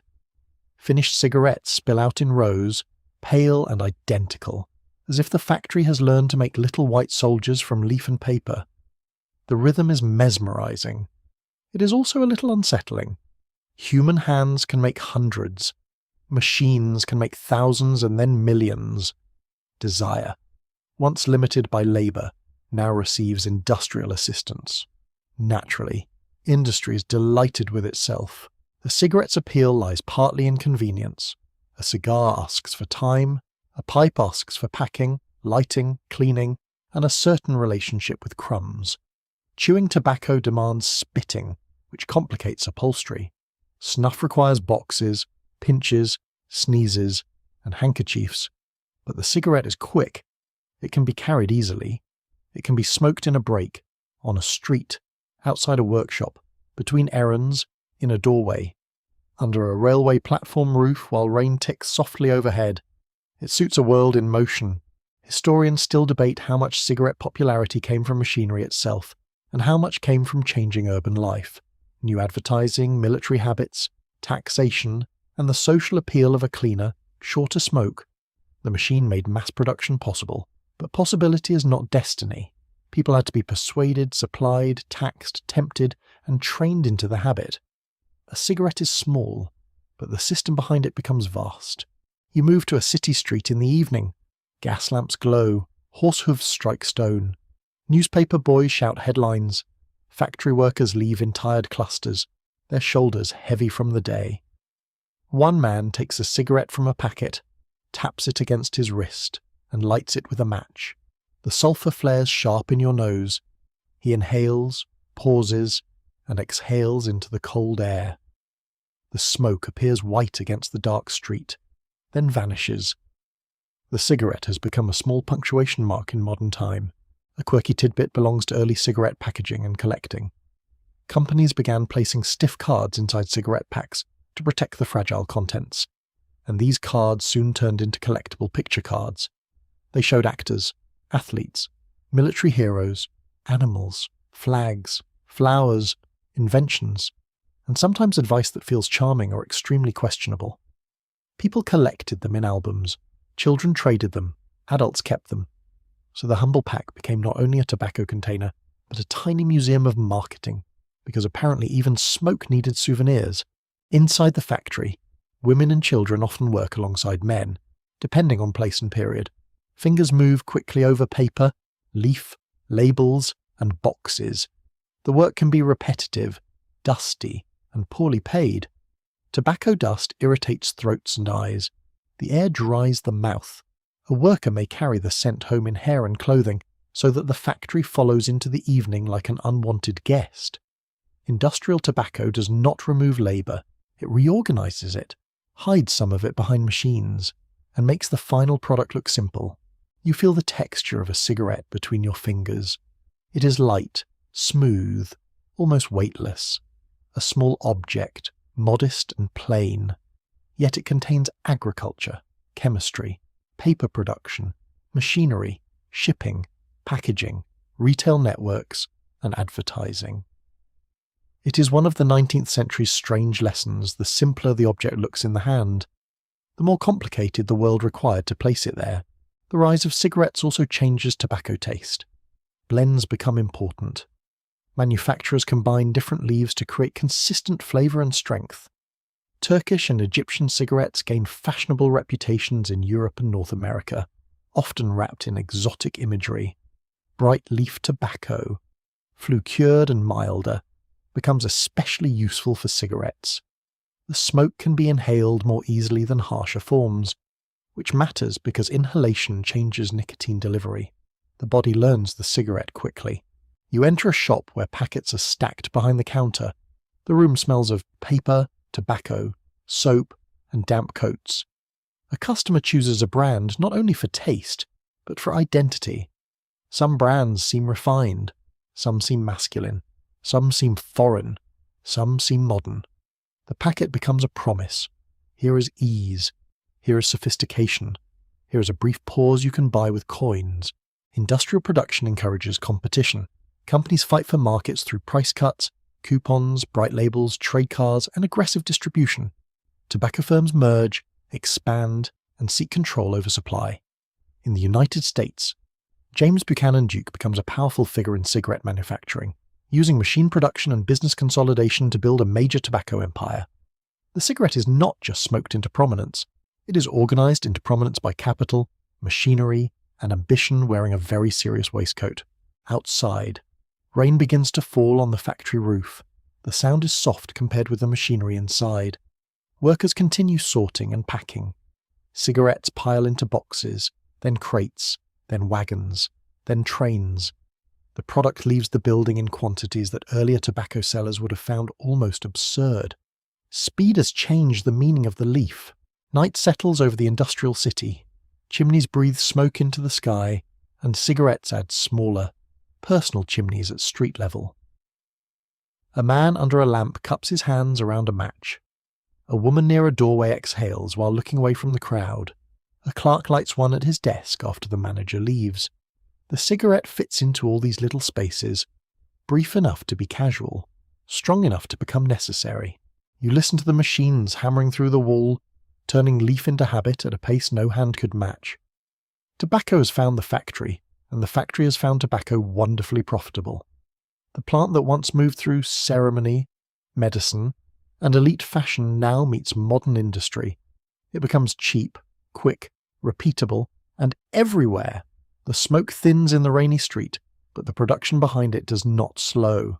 You move into the world of barracks, muddy roads, crowded ships, and fields torn open by marching feet.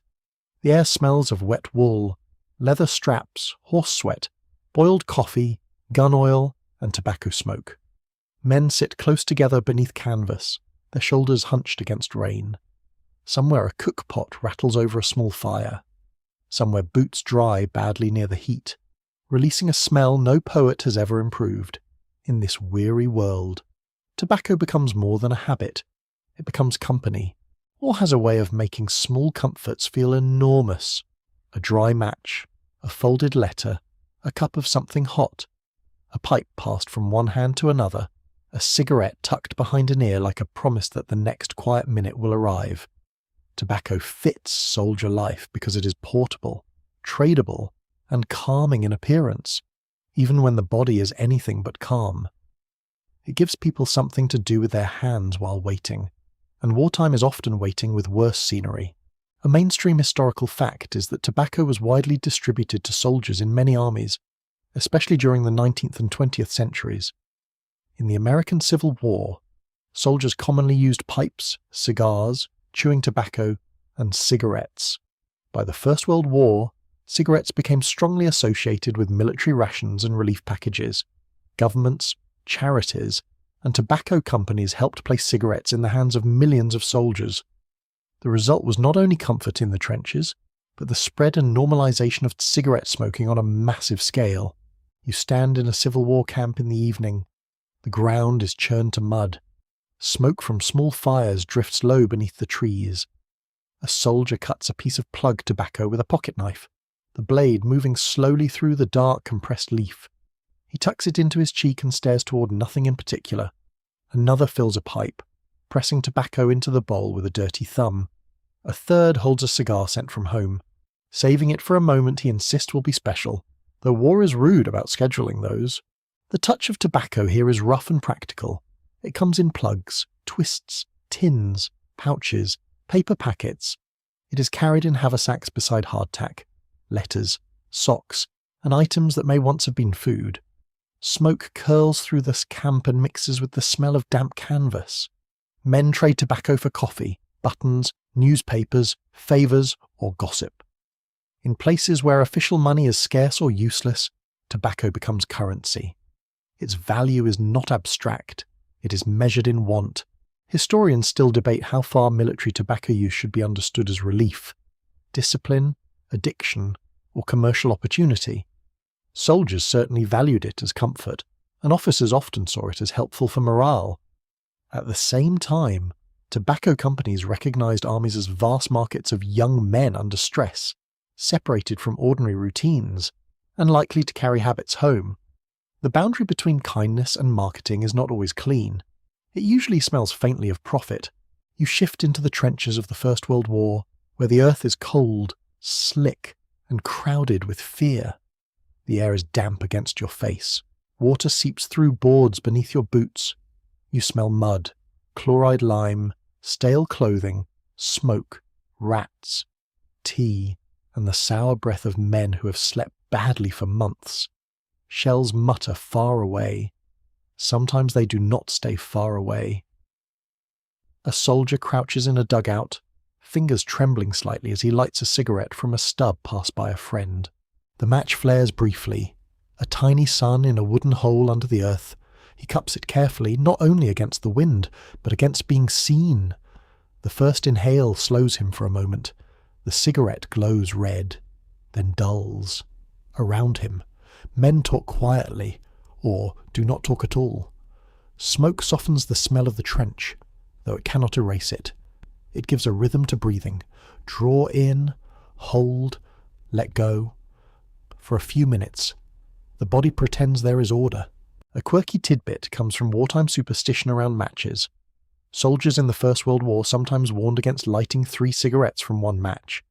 The idea was that by the first light, an enemy sniper might notice.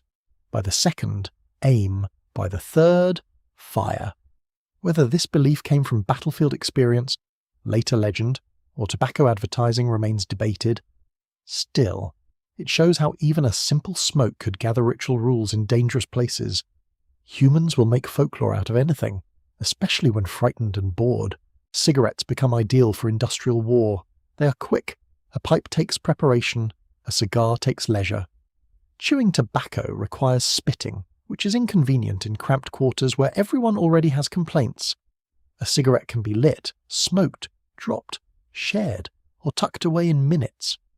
Relief organisations send them in care packages, families include them in parcels, commanders understand their power. A man deprived of rest, privacy, and safety may still be given smoke. You sit beside a soldier receiving mail. The paper is soft from travel and smells faintly of home, soap, dust, and tobacco from the parcel wrapped around it. Inside are cigarettes, perhaps slightly crushed, but treasured. He smiles in a tired way. Around him, hands reach out jokingly, hopefully. Tobacco is shared because loneliness is also rationed badly in war. One cigarette passed along a line becomes a small act of fellowship, each person taking a little warmth from the same ember. The Second World War deepens this connection. Cigarettes appear in ration packs, field kits, Red Cross parcels, prisoner exchanges, and black markets. A pack can buy information, labour, food, silence, or a moment of goodwill. In prisoner of war camps, cigarettes sometimes function as money, their value rising and falling with supply. Economists later found this fascinating because economists enjoy discovering markets in places where everyone else is simply miserable. You feel a paper packet in your coat pocket. It is slightly bent, warm from your body, and dry despite the rain. The brand name printed on it carries familiarity. That matters. In chaos, familiar packaging can feel like a tiny piece of civilian life. A soldier may not know when he will sleep, where he will move, or whether he will survive, but the cigarette has a known shape, a known taste, a known ending. Yet the comfort has a cost. Wartime smoking helps create peacetime addiction. Millions return home with a habit tied to endurance, masculinity, comradeship, nerves, and memory. A cigarette after dinner may carry the echo of one smoked in a trench. A pack in a shirt pocket may recall one shared in a transport truck, on a frozen road, beside a field kitchen, under frightening skies. Tobacco companies understand this emotional inheritance very well. The night in camp grows quieter. Rain taps the canvas. Someone coughs. Someone laughs softly at a joke too small to deserve laughter, but large enough for the moment. The air glows with pipe embers and cigarette tips, little red points in the dark. Tobacco has become comfort, currency, ritual, and dependency under the pressure of war. You watch one soldier lean back against a crate, eyes half closed, smoke leaving his mouth in a slow pale stream. Around him, the world remains uncertain, loud, and dangerous. But for this breath, this ember, this brief warmth between fingers, he has something that feels like control. That is tobacco's wartime power, not victory, not courage, not escape, but a small, smoky pause in the machinery of fear. You step into the bright, confident noise of the 20th century, where tobacco no longer waits quietly in fields, shops, trenches, or clubs. Now it smiles from posters, glows on cinema screens, sings through radio jingles, and leans casually from the fingers of beautiful people who appear to have never coughed in their lives. The air around you smells of printer's ink, warm dust, perfume, gasoline, city rain, and the faint dry sweetness of cigarettes opened from a fresh packet. Advertising changes tobacco's public face. The product itself is simple dried leaf, paper, packaging, flame. But the dream around it becomes elaborate. A cigarette is sold as confidence. A cigar is sold as success. A brand becomes youth, glamour, independence, calm, romance, adventure, ruggedness, elegance, rebellion, or good taste, depending on which human weakness the advertiser is petting that morning. Tobacco companies learn that they are not merely selling smoke, they are selling a version of you. A mainstream historical fact is that during the 20th century, tobacco advertising became one of the most powerful forces in consumer culture.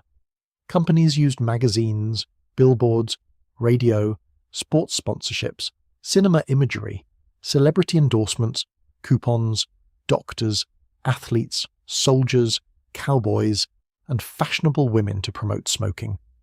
The cigarette in particular became deeply tied to modern identity through mass media. It was cheap enough for ordinary buyers and stylish enough to be dressed in fantasy. You enter a print shop where presses thunder like heavy rain on metal. Sheets of colour advertising slide through rollers. The smell of ink is thick and oily.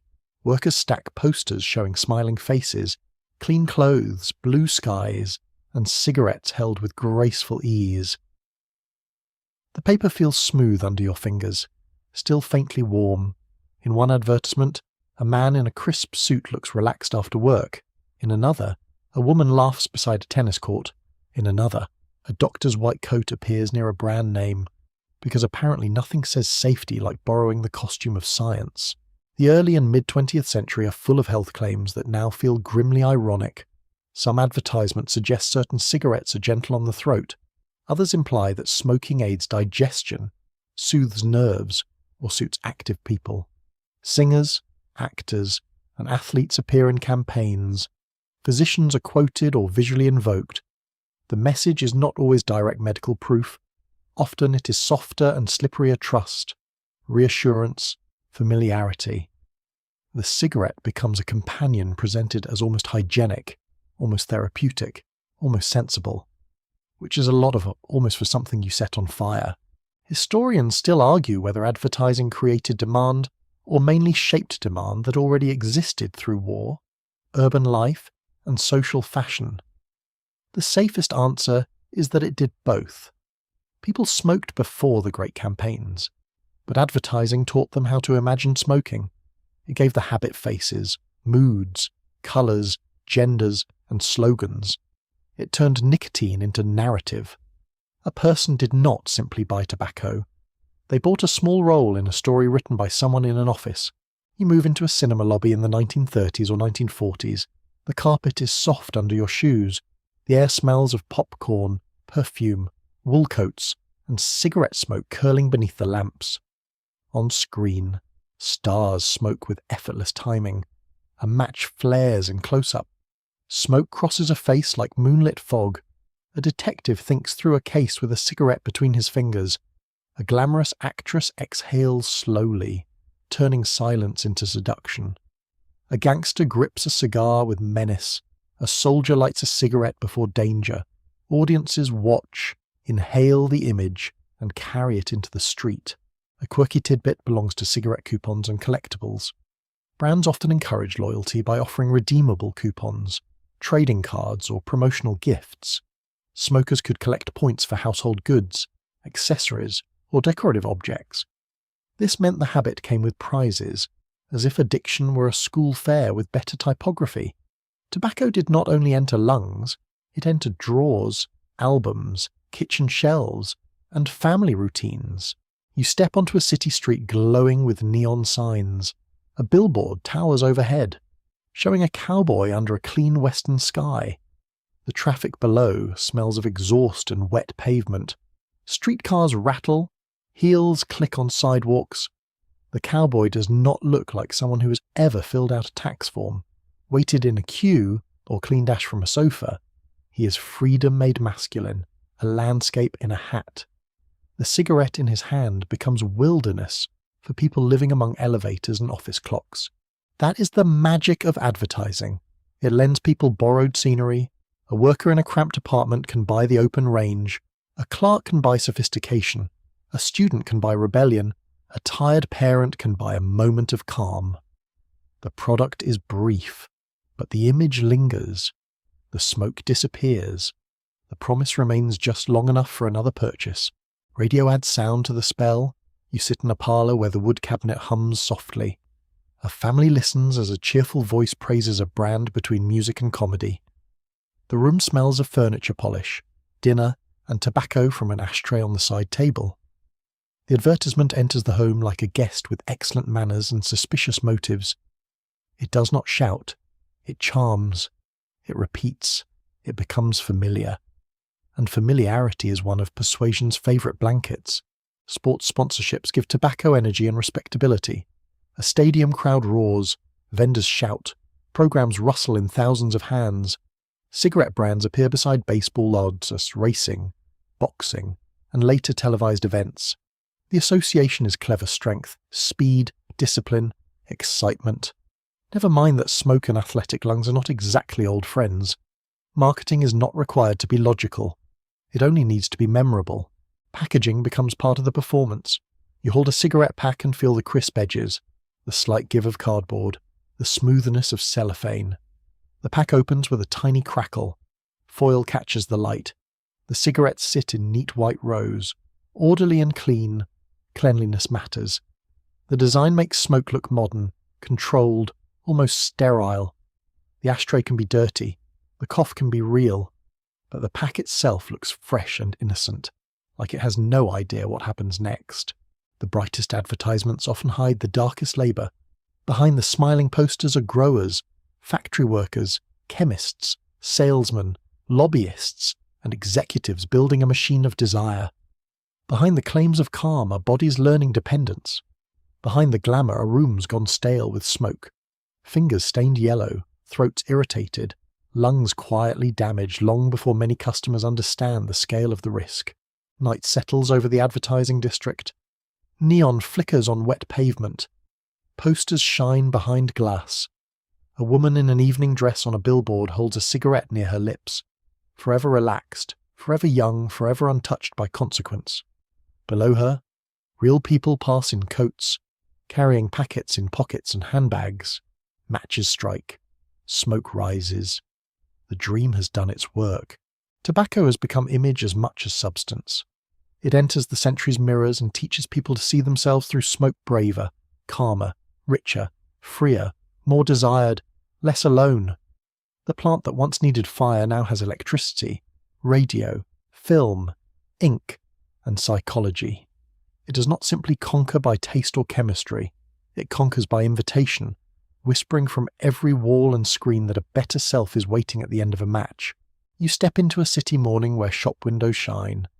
Streetcars hum, and women move through the crowd with new confidence in their coats, gloves, bobbed hair, and carefully chosen hats. The pavement smells of rain, gasoline, bakery steam, and cigarette smoke. A newspaper kiosk rattles in the wind. Somewhere, jazz leaks from a doorway, bright and restless. As if the whole century has taken up tapping its foot under the table, the cigarette now enters a charged and complicated space women's public lives. For centuries, tobacco use by women existed in many places, but it was often treated differently than men's use. A man's smoking might be worldly, thoughtful, rugged, or merely annoying. A woman's smoking in public could be called bold, vulgar, modern, immoral, fashionable, independent, or all of those before breakfast. Tobacco companies noticed the tension. They did not create women's changing social roles, but they learned to sell directly into them with remarkable skill and very polished cynicism. A mainstream historical fact is that in the early 20th century, cigarette advertising increasingly targeted women, linking smoking with modernity, slimness, freedom, glamour, and social independence. As women gained more visibility in public life, work, politics, and leisure, advertisers framed cigarettes as symbols of liberation. The product became a prop in a wider cultural drama about gender, respectability, and power. You stand on a busy avenue in the 1920s. The air is cold enough to sharpen breath. A group of fashionable young women gathers outside a theatre, laughing beneath electric lights. One removes a cigarette from a slim case. The case is smooth, metallic, cool against the fingers, perhaps engraved, perhaps jewelled, perhaps simply sleek. She lights the cigarette with care. The flame touches paper. Smoke lifts beside her cheek. She knows people may look. That is partly the point. Public smoking by women could challenge older codes of femininity. It suggested leisure outside domestic supervision, pleasure without apology, and the right to occupy space as casually as men did. The gesture was small, but small gestures can become loud when society has spent centuries whispering, "Not for you." A cigarette between a woman's fingers became, for some, a sign that she would not remain politely tucked away in the parlour like decorative furniture with opinions. Historians still argue whether cigarette smoking genuinely empowered women or mainly allowed corporations to turn feminist language into sales. Both truths can sit uneasily together. Some women experienced public smoking as defiance, sophistication, or self-possession. Advertisers, meanwhile, converted that feeling into brand loyalty. Liberation, when placed in a packet and priced by the carton, begins to look suspiciously convenient for shareholders. You enter an advertising office where men in shirt sleeves and women at typewriters move through clouds of smoke and ambition. The room smells of ink, carbon paper, dust, coffee, and cigarettes burning in ashtrays crowded like tiny grey cemeteries. On a table lie sketches of elegant women, athletic women, slender women, daring women. The question is not whether the product is good for them. The question is how desire can be framed. Beauty, freedom, thinness, romance, control. The list is not subtle, but it is effective. A quirky tidbit belongs to one of the most famous publicity stunts of 1929, when women in New York's Easter Parade were encouraged to smoke cigarettes publicly as so-called torches of freedom. The phrase linked cigarettes with women's emancipation and received wide attention. It was clever, theatrical, and rather shameless. Nothing says equality quite like a public relations campaign discovering that rebellion can be scheduled for maximum press coverage. The scene is vivid. You see spring coats moving along the avenue, hats tilted just so, photographers searching for the right angle. A cigarette is lifted not as a private pleasure, but as a symbol. Smoke curls in the daylight. Cameras click. The act travels through newspapers, turning a few burning tips into a national conversation. The women are real. The social restrictions are real. The marketing strategy is also very real. Standing nearby with a notebook and a satisfied little smile. The link between cigarettes and slimness becomes especially powerful. Advertisements suggest reaching for a cigarette instead of sweets. A woman's hunger, body, and public image become commercial territory. The message is cruelly elegant: control your appetite, control your shape, control your desirability. The cigarette is offered as a tool of discipline disguised as pleasure. You can almost hear the soft rustle of magazine pages as women encounter the same promise again and again, wrapped in pastel colours and confident type. In a department store lounge, the atmosphere is plush and scented with powder, perfume, wool, and tobacco. Women sit together after shopping, gloves folded beside handbags, cigarettes resting in long holders. The holders themselves lengthen the gesture, making smoking look graceful, distant, almost theatrical. A cigarette holder keeps smoke from the face and ash from the fingers, but it also turns the hand into a stage. The movement becomes elegant enough to forgive itself. Cinema deepens the image on screen. Actresses smoke while thinking, seducing, grieving, laughing, or defying men who richly deserve the inconvenience. A cigarette can show a woman's mood before she speaks. The first drag says confidence. The slow exhale says mystery. The ash flick says impatience. Viewers learn the language. Off-screen, women imitate not only the habit but the posture, the pause, the coolness. Smoke becomes costume. Yet class and race shape this story sharply. Not every woman is invited into the glamorous image. Advertisements often centre white, stylish, middle class or elite women, while working women, women of colour, and poorer women encounter different judgments and risks. A wealthy woman smoking in a hotel lounge may be called chic. A factory worker smoking outside a shift may be called coarse. Society has always enjoyed pretending morality depends on behaviour, when it often depends on who can afford better lighting. You feel the cigarette paper between your fingers, thin and dry. It looks delicate, almost harmless. The smoke touches the throat with a warm bite. Around you, conversation rises and falls. Women discuss jobs, husbands, politics, films, wages, children, books, and hemlines. The cigarette sits among these topics like a small glowing comma. It does not cause the transformation of women's lives, but it accompanies it, profits from it, and helps style it. There is agency here, and manipulation too. A woman lighting a cigarette may be claiming space. A company selling that image may be narrowing freedom into consumption. The two realities do not cancel each other. They make the history more human and more uncomfortable. People often use flawed objects to express real desires. Corporations often use real desires to sell flawed objects. Everyone acts. Not everyone benefits equally. Evening falls over the city. Neon signs tremble in puddles. In a cafe window, a woman sits alone with a cigarette, a book, and a cup of coffee cooling beside her hand. She looks neither ruined nor rescued. She looks thoughtful. Smoke rises beside her face, then disappears into the room's golden haze. Outside, passers-by glance in and continue walking.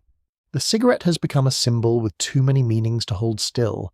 It is rebellion, fashion, appetite control, glamour, companionship, corporate strategy, and bodily risk all at once.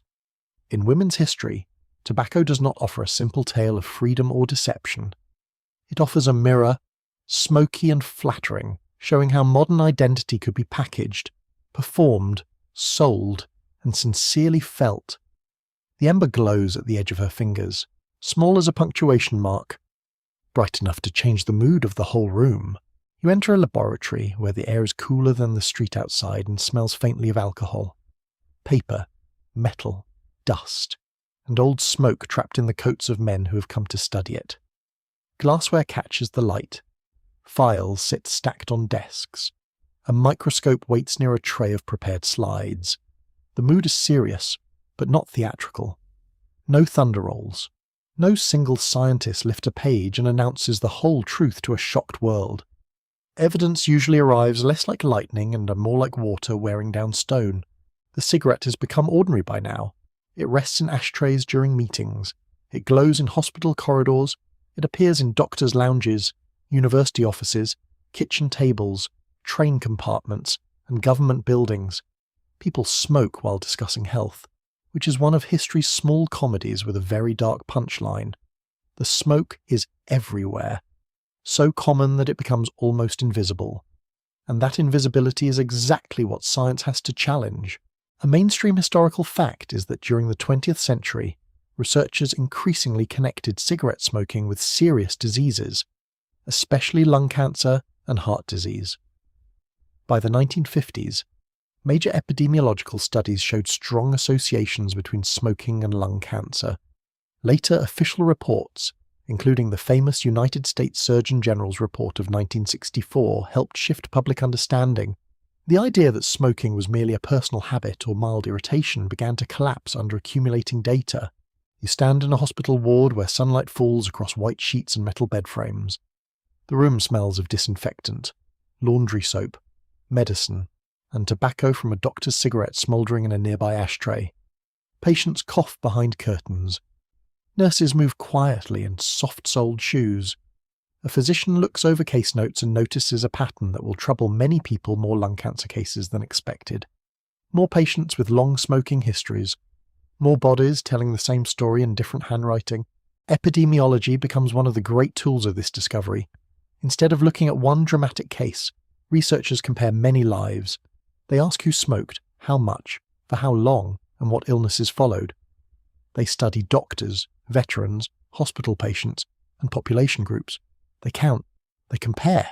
They argue over confounding factors because science, like a polite dinner guest, must check whether something else is causing the trouble before accusing the obvious suspect as the numbers grow harder to dismiss. Historians still argue over why it took so long for the dangers of smoking to become widely accepted, when complaints about tobacco's effects had existed for centuries. Some point to the delayed nature of disease, because lung cancer may appear decades after smoking begins. Others emphasize the cultural glamour of cigarettes, wartime normalization, medical uncertainty, and the deliberate resistance of tobacco companies. The answer is not one locked door, but a hallway of delays. You hear the scratch of a pencil over a survey form. A researcher asks careful questions. How many cigarettes per day? At what age did smoking begin a pipe, cigar, or cigarette inhale or not? The questions sound plain, almost boring. Yet they open a new kind of historical vision. Tobacco is no longer only followed through trade records, advertisements, or manners. It is followed through lungs, arteries, tumours, statistics, and death certificates. The archive has become biological. A quirky tidbit appears in the smoking habits of some researchers themselves. In the mid-20th century, plenty of doctors and scientists smoked while studying smoking. Photographs and accounts from the period show medical professionals with cigarettes in hand. Even as evidence grew, it feels absurd now, like a lifeguard researching drowning while standing waist-deep in a hole. But it reminds you how deeply the habit was woven into professional life. Knowledge changes faster than behaviour, which is inconvenient, but very human. You enter a conference room where the air is stale with smoke and tension. Men in suits sit around a polished table. Ashtrays are full. Papers rustle. Someone clears his throat. The question in the room is not only scientific, it is economic, legal, and political. If cigarettes cause disease, then a vast industry has a problem, a very expensive problem. Tobacco companies respond by questioning methods, funding alternative research, emphasizing uncertainty, and insisting that no final proof exists. Doubt becomes a product, carefully packaged and widely distributed. The phrase scientific uncertainty does heavy work here. In honest research, uncertainty is necessary. It keeps claims careful. It prevents overreach. It allows revision. But in public debate, uncertainty can be inflated until it becomes fog. The tobacco industry learns to live inside that fog, encouraging the public to believe that because every detail is not settled, nothing important is known. This is a neat trick, and not a noble one. If your kitchen is filling with smoke, you do not need a philosopher to confirm that something is burning. Laboratories begin examining smoke itself. Tobacco smoke is not one substance, but a chemical crowd. Tar, nicotine, carbon monoxide, irritants, carcinogens, and many other compounds enter the body through inhalation. Nicotine drives dependence by acting on the brain's reward systems. Tar deposits harmful chemicals in the lungs. Carbon monoxide affects oxygen transport. The cigarette, so clean in its white paper wrapping, becomes chemically untidy once lit. Fire is a dramatic editor. You feel the paper of a scientific report beneath your hand. It is dry, formal, and heavy with consequence. The sentences are cautious. The charts are plain. Nothing about the design says revolution. Yet these pages begin changing law, medicine, advertising, insurance, family conversations, and the quiet guilt of smokers reading them over breakfast. A graph can be less glamorous than a movie star, but sometimes the graph wins, eventually. In homes, the evidence arrives unevenly. One person quits, another switches brands, another chooses filters, hoping technology has solved what biology has not. Filter cigarettes become popular, offered and marketed as safer or smoother. The smoke feels milder, the throat may complain less. But risk does not vanish because a product has learned better manners. Low tar, light, mild, filtered. These words offer reassurance while keeping the central habit alive. You stand near a kitchen table where an ashtray sits beside a newspaper reporting new health findings. The room smells of toast, coffee, and cigarette smoke caught in curtains. A smoker reads, frowns, folds the paper, and lights another cigarette with slightly less pleasure than usual. That moment matters. Public knowledge does not transform behaviour instantly. It enters as discomfort, denial, bargaining, fear, resolve, relapse, and sometimes change. The body may crave what the mind has begun to distrust. By the late 20th century, the scientific case against smoking grows overwhelming. Medical organisations warn against it. Governments begin acting. Lawsuits gather evidence. Internal industry documents will later reveal how much companies understood about addiction and risk while publicly defending doubt. The white coat, once borrowed by advertisers, now stands more firmly against the cigarette. Night settles over the laboratory. A technician turns off a lamp. The glass darkens. Outside, the city continues to glow with signs, windows, and streetlights. Somewhere, people still smoke under awnings, in apartments, outside bars, beside hospital doors. The evidence has not ended the habit. Evidence rarely ends desire by itself. But it has changed the story forever. Tobacco can no longer pretend to be only style, comfort, or adult choice floating free of consequence. Science has followed the smoke into the body and returned with difficult news. The plant that once wore the costume of medicine now faces medicine's verdict. The room grows quiet. In the ashtray, one last cigarette has burned down to a grey line, fragile enough to crumble at a touch, but strong enough to have altered the health of the world.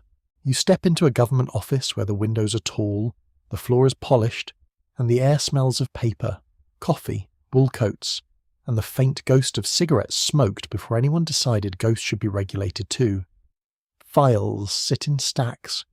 Reports are clipped, stamped, circulated, ignored, rediscovered, and finally turned into rules. Outside, traffic moves through a grey morning.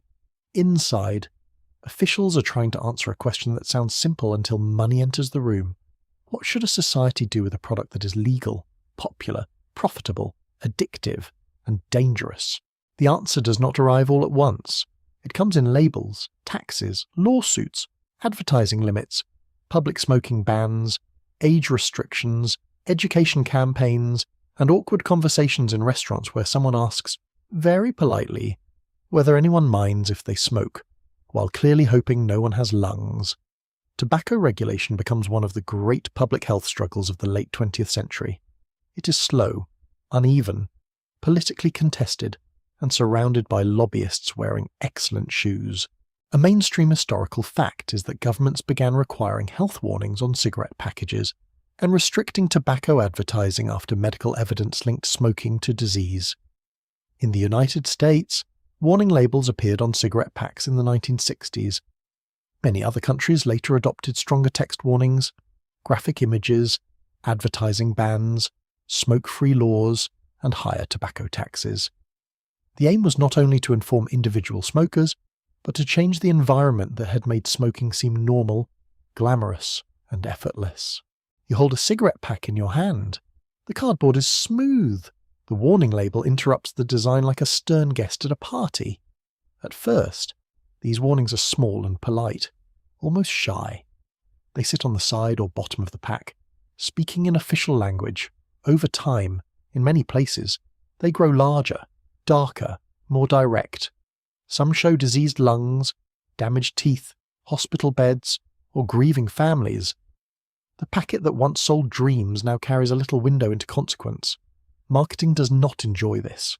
Marketing prefers mirrors, not windows. Historians still argue over which tobacco control measures worked best in reducing smoking rates taxes. Advertising bans, public education, litigation, warning labels, smoke-free spaces, or restrictions on youth access. Most scholars now treat these measures as strongest when combined. A tax may discourage purchase, a warning may disturb habit, a smoking ban may change social norms, a lawsuit may expose documents, a school campaign may reach young people before addiction does. Public health, like soup, often depends on more than one ingredient. You walk into a courtroom where the air is tense and unusually clean. Lawyers shuffle papers. Former smokers and families sit quietly. Company representatives listen with controlled expressions. The issue is no longer only whether smoking is harmful. It is what companies knew, what they said, what they hid, and how they designed products to keep customers using them. Litigation opens boxes of internal documents, memos, research notes, and strategies. The private language of industry begins to meet the public record. A quirky tidbit appears in the strange history of cigarette filters. Some filters were marketed as safety improvements, but early versions included materials that later seem almost comically unhelpful, and some even used asbestos-containing fibers in certain products for a period. Yes, a product already filled with smoke briefly tried to reassure people with a filter material that had its own terrifying resume. History sometimes writes satire without asking permission. Public smoking bans change daily life in ways that people feel immediately. You enter a restaurant in the 1970s or 1980s, where smoke hangs above tables like low weather. The smell of steak, fried potatoes, perfume, spilled beer, and cigarettes mixes into one heavy cloud. Ashtrays sit beside salt shakers. A child waves smoke away from a plate. A server carries dishes through the haze. Then, over years, the signs appear: no smoking section, smoking section, smoke-free dining, smoke-free workplace. The air itself becomes a political issue. Opponents complain about personal freedom, business rights, government interference, and the loss of old pleasures. Supporters point to second-hand smoke, worker exposure, children's health, and the right to breathe indoors without participating in someone else's habit. The debate can be heated, because smoking is not just behaviour, it is identity, comfort, routine, and dependence wrapped in memory. Telling people they cannot smoke in familiar places can feel, to them, like being pushed out of their own past. You stand outside an office building on a winter morning. Smokers gather near the entrance, shoulders hunched, hands cupped around lighters. Breath and cigarette smoke mingle in the cold. The pavement smells of rain, exhaust, and damp ash. This new ritual is quieter than the old indoor haze. It is social, but also slightly exiled. People talk, joke, complain about the policy, check their watches, and return to work smelling faintly of rebellion and weather. Taxes become another tool. Raising the price of tobacco reduces consumption, especially among young people and lower-income smokers, though it also creates political tension. Governments have long depended on tobacco revenue, which makes regulation morally complicated. A state may warn citizens not to smoke while collecting money from every pack sold. It is like scolding a goose while carefully counting its golden eggs. Still, taxation becomes one of the most effective ways to reduce use. Where taxes rise, smuggling often follows. You move to a border road at night, where headlights slide through mist and trucks rumble past inspection posts. Tobacco is compact, valuable, and easy to move compared with many goods. Smugglers exploit price differences between regions. Counterfeit cigarettes appear. Illicit trade can involve organised crime, corrupt officials, and ordinary buyers looking for cheaper packs. Regulation creates pressure, and pressure finds cracks. Advertising restrictions reshape public space. Billboards come down. Television ads vanish in many countries. Sponsorship rules tighten. Brand logos disappear from sports cars, stadiums, and concerts. Tobacco companies adapt through packaging, point-of-sale displays, brand stretching, and markets with weaker rules. Plain packaging later strips packs of colour, logos, and much of their personality. A cigarette packet becomes less like a fashion accessory and more like a bureaucratic warning box. Somewhere, an advertising executive sighs into a very expensive chair. You feel the atmosphere of a city slowly changing. Train cars lose their stale smoke smell. Airplanes become smoke-free. Offices clear. Hospital bans smoking near doors.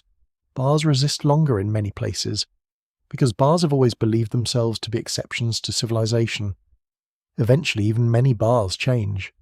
Younger generations grow up finding indoor smoke unusual rather than normal. That shift may be one of regulation's deepest victories, not forcing every person to quit, but making smoking less automatic, less glamorous, less woven into the wallpaper of life. The struggle is not finished. Tobacco remains powerful, especially in countries where regulation is weaker, populations are younger, or companies can market more freely. Farmers depend on the crop, workers depend on factories, governments depend on tax revenue, smokers depend on nicotine. Public health campaigns face not just an industry, but a web of livelihoods and cravings. A plant with roots in soil has grown roots in economies too. Evening settles over the government office. The last light fades across binders, legal briefs, and draft regulations. Outside, someone stands near the curb, lighting a cigarette under the glow of a street lamp. The smoke rises into the cool air, brief and pale. Laws can limit where it drifts. Taxes can make it cost more. Warnings can speak from the pack. Courts can expose hidden papers, but the ember still glows between human fingers. Tobacco control is not a single victory parade. It is a long negotiation between pleasure, harm, profit, freedom, evidence, and responsibility. The room grows quiet. A no-smoking sign hangs on the wall, plain and almost boring. Yet behind it lies centuries of smoke, argument, illness, money, resistance, and change. The sign is small. The history inside it is enormous. You enter a shop that feels more like a small electronics counter than a tobacco store. Glass cases glow under white light. The air smells faintly of fruit syrup, warm metal, plastic, and something sweet enough to make you think of candy left in a hot car. Bottles stand in rows with bright labels. Devices rest beside chargers, pods, coils, cartridges, and instruction cards written in the calm language of the modern convenience. The old leaf has put on a new outfit. Nicotine has not disappeared. It has changed its delivery system. The flame, ash, and curling paper are no longer always necessary. In their place come batteries, heating elements, liquids, aerosols, and sleek little devices designed to fit neatly in a pocket. Tobacco history has reached the age of vaping, heated tobacco, nicotine pouches, and other alternatives that promise, argue, imply, or suggest that the future of nicotine might be cleaner than its smoky past. The word cleaner does a lot of work here, and like many hard-working words, it deserves supervision. A mainstream historical fact is that electronic cigarettes and vaping products grew rapidly in the 21st century, marketed by some companies and advocates as potentially less harmful alternatives for adult smokers who switch completely from combustible cigarettes. Public health debates have focused on possible harm reduction for smokers, the risks of youth uptake, nicotine addiction, flavor marketing as product safety, and long-term health uncertainty. This is not a simple story of good invention or bad invention. It is a crowded argument in a brightly lit room. You hold a vape device in your palm. It is cool, smooth, and heavier than it looks. There is no tobacco leaf to crumble between your fingers, no match to strike, no ashtray waiting like a tiny bowl of regret. When activated, the device warms liquid that may contain nicotine, flavorings, and other chemicals. A user inhales an aerosol, then exhales a pale cloud that smells of mint, mango, vanilla, tobacco flavor, or dessert pretending it is not dessert. The cloud drifts through the air, softer than cigarette smoke, less burnt, more artificial. It vanishes quickly, leaving a sweet trace behind. Historians still argue how future generations will interpret vaping as a public health tool that helped some smokers leave cigarettes, as a gateway that drew many young people into nicotine dependence, or as both at once. The answer may differ by country, regulation, age group, and product type. It may also change over time, because technology keeps mutating faster than the footnotes can stretch. You step outside a school at the end of the day. Backpacks swing, phones glow in hands. Somewhere, hidden in a sleeve or pocket, a small device passes from one teenager to another. The flavors matter. Sweetness lowers the sense of danger. A nicotine product that smells like fruit punch does not carry the grim adult mood of an ashtray. It feels playful, discreet, easy to underestimate. That is one reason regulators worry about flavored vapes and youth use. Nicotine is still nicotine, even when it arrives dressed as a smoothie. A quirky tidbit sits inside the vocabulary. Some young users call certain devices by brand names so casually that the brand becomes a verb.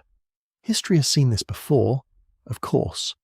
A company dreams of market dominance, and language, always a little too friendly with commerce, hands it a crown. When a product name becomes an action, the marketers probably sleep well, assuming the lawyers have left them any room in bed. You move into a clinic where an adult smoker sits with a counsellor, turning a small device over in tired fingers. The room smells of hand sanitizer, paper, and rain on coats. This person has smoked for decades. They have tried patches, gum, cold turkey, promises made on New Year's morning, and possibly one very judgmental self-help book. For them, vaping may appear not as rebellion, but as a ladder out of combustible smoking. The question is whether the ladder is stable, where it leads, and whether they climb all the way. Harm reduction is the key idea here. Burning tobacco creates smoke filled with many toxic substances. If a nicotine product can deliver nicotine without combustion, it may reduce exposure to some harms for smokers who switch completely. But reduced harm does not mean harmless. Aerosols can contain substances that irritate or damage the body. Devices vary in quality. Liquids vary in contents. Dual use, when someone both smokes and vapes, may reduce benefits. Long-term effects remain less certain than those of cigarettes. Because cigarettes have had a much longer and much darker record. You enter a regulatory hearing. The room is plain, lit by overhead panels, with microphones arranged before officials. Advocates speak of adult smokers who need alternatives.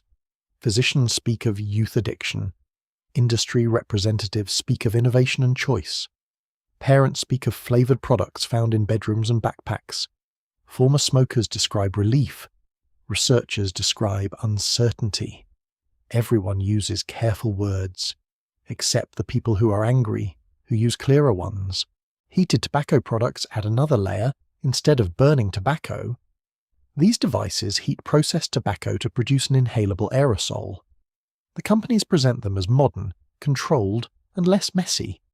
The devices click, charge, glow, and hum with the quiet confidence of consumer technology. Yet they keep tobacco itself in the story, preserving a relationship with the leaf while changing the ritual. No ash drifting onto the table, no lighter, still nicotine, still habit, still profit.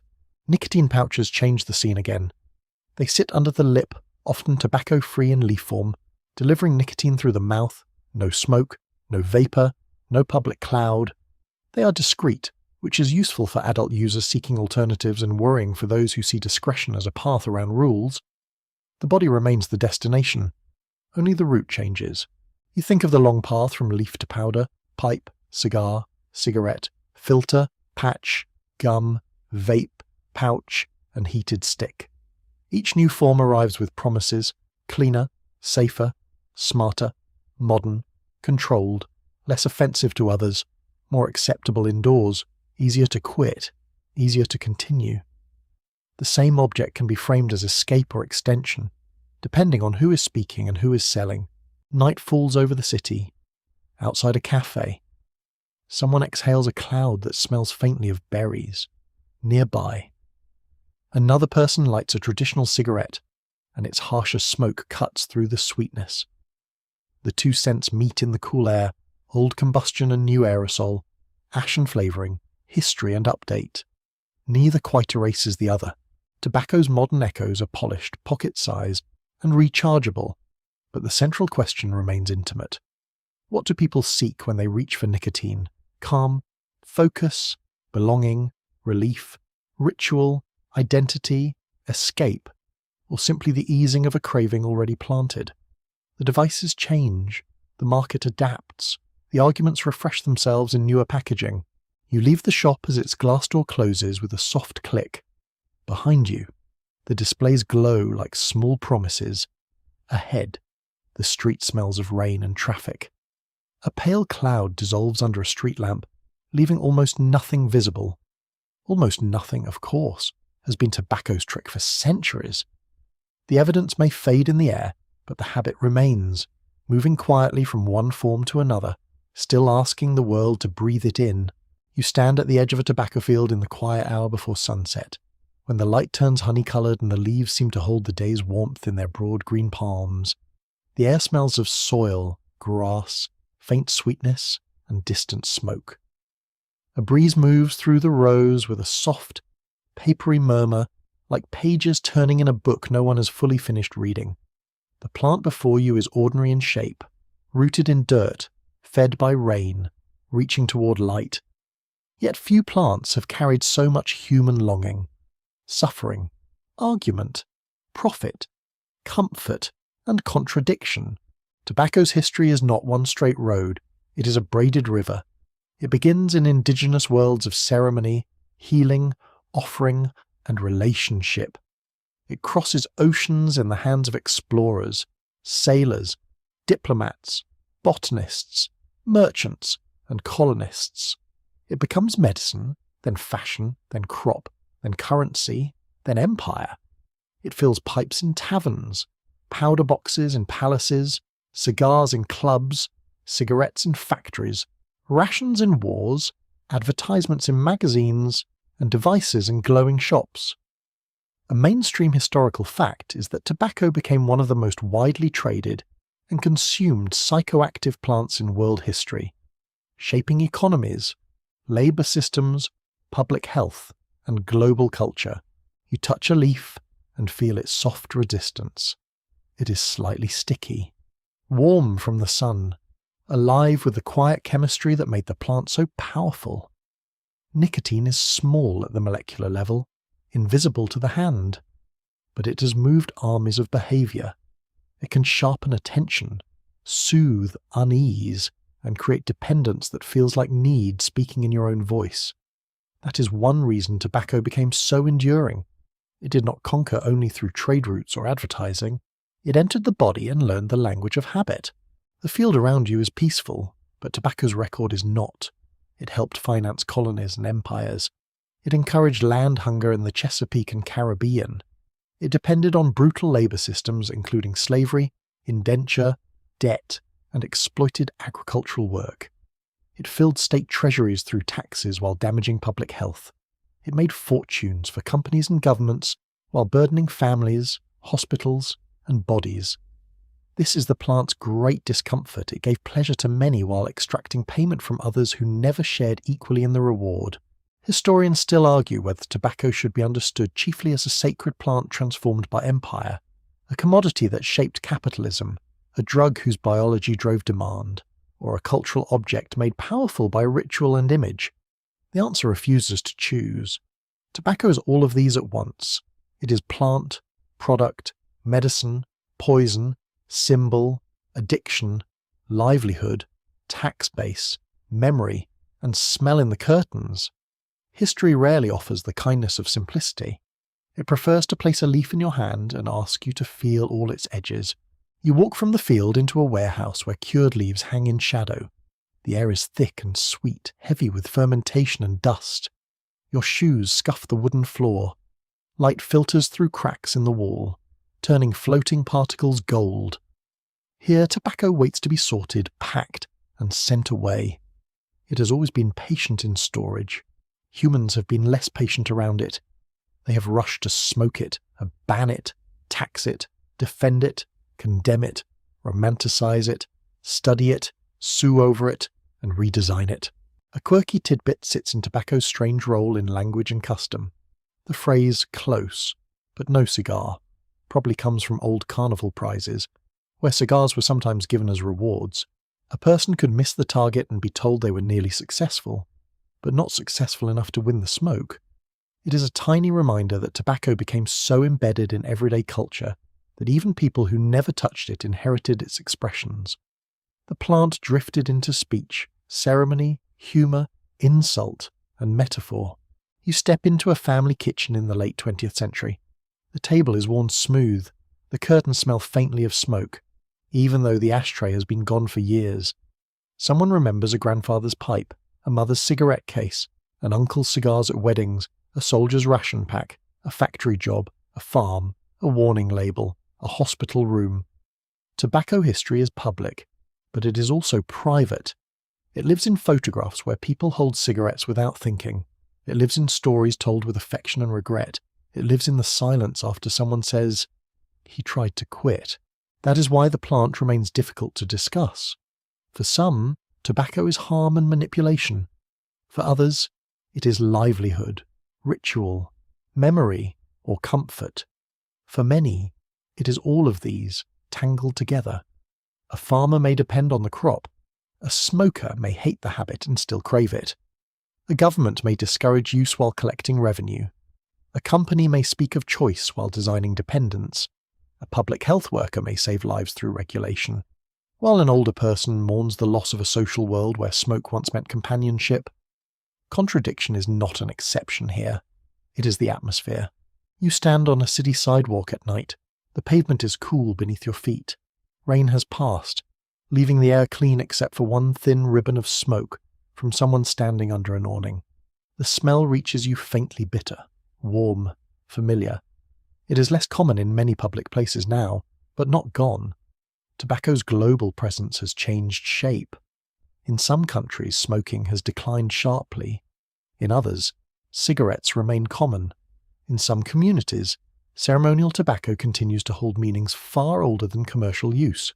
In others, nicotine arrives without leaf, without ash, without even the old scent.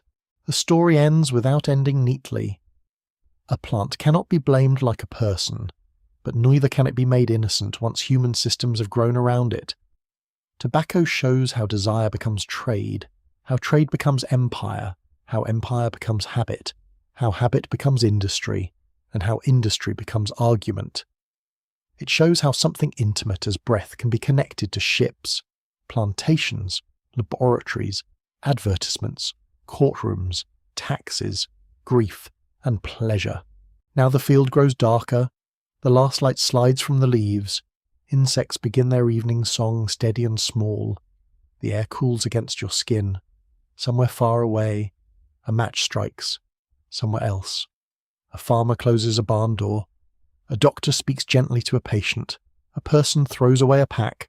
Another person reaches for one. The world continues, complicated and breathing. And as the night deepens, you let the story soften. The rows of tobacco fade into shadow. The warehouse settles. The city lights blur into quiet gold. Smoke, where it rises, becomes thinner, slower, almost transparent. You do not need to follow it any farther, Yasyum. You can leave the plant in the dark field, rooted and still, while the wind moves lightly over its leaves. Let the old ships rest. Let the factories grow silent. Let the arguments close like books on a bedside table. Your breathing becomes calm, easy, unhurried. The history of tobacco drifts away into the warm distance, and the room around you grows peaceful, gentle, and still.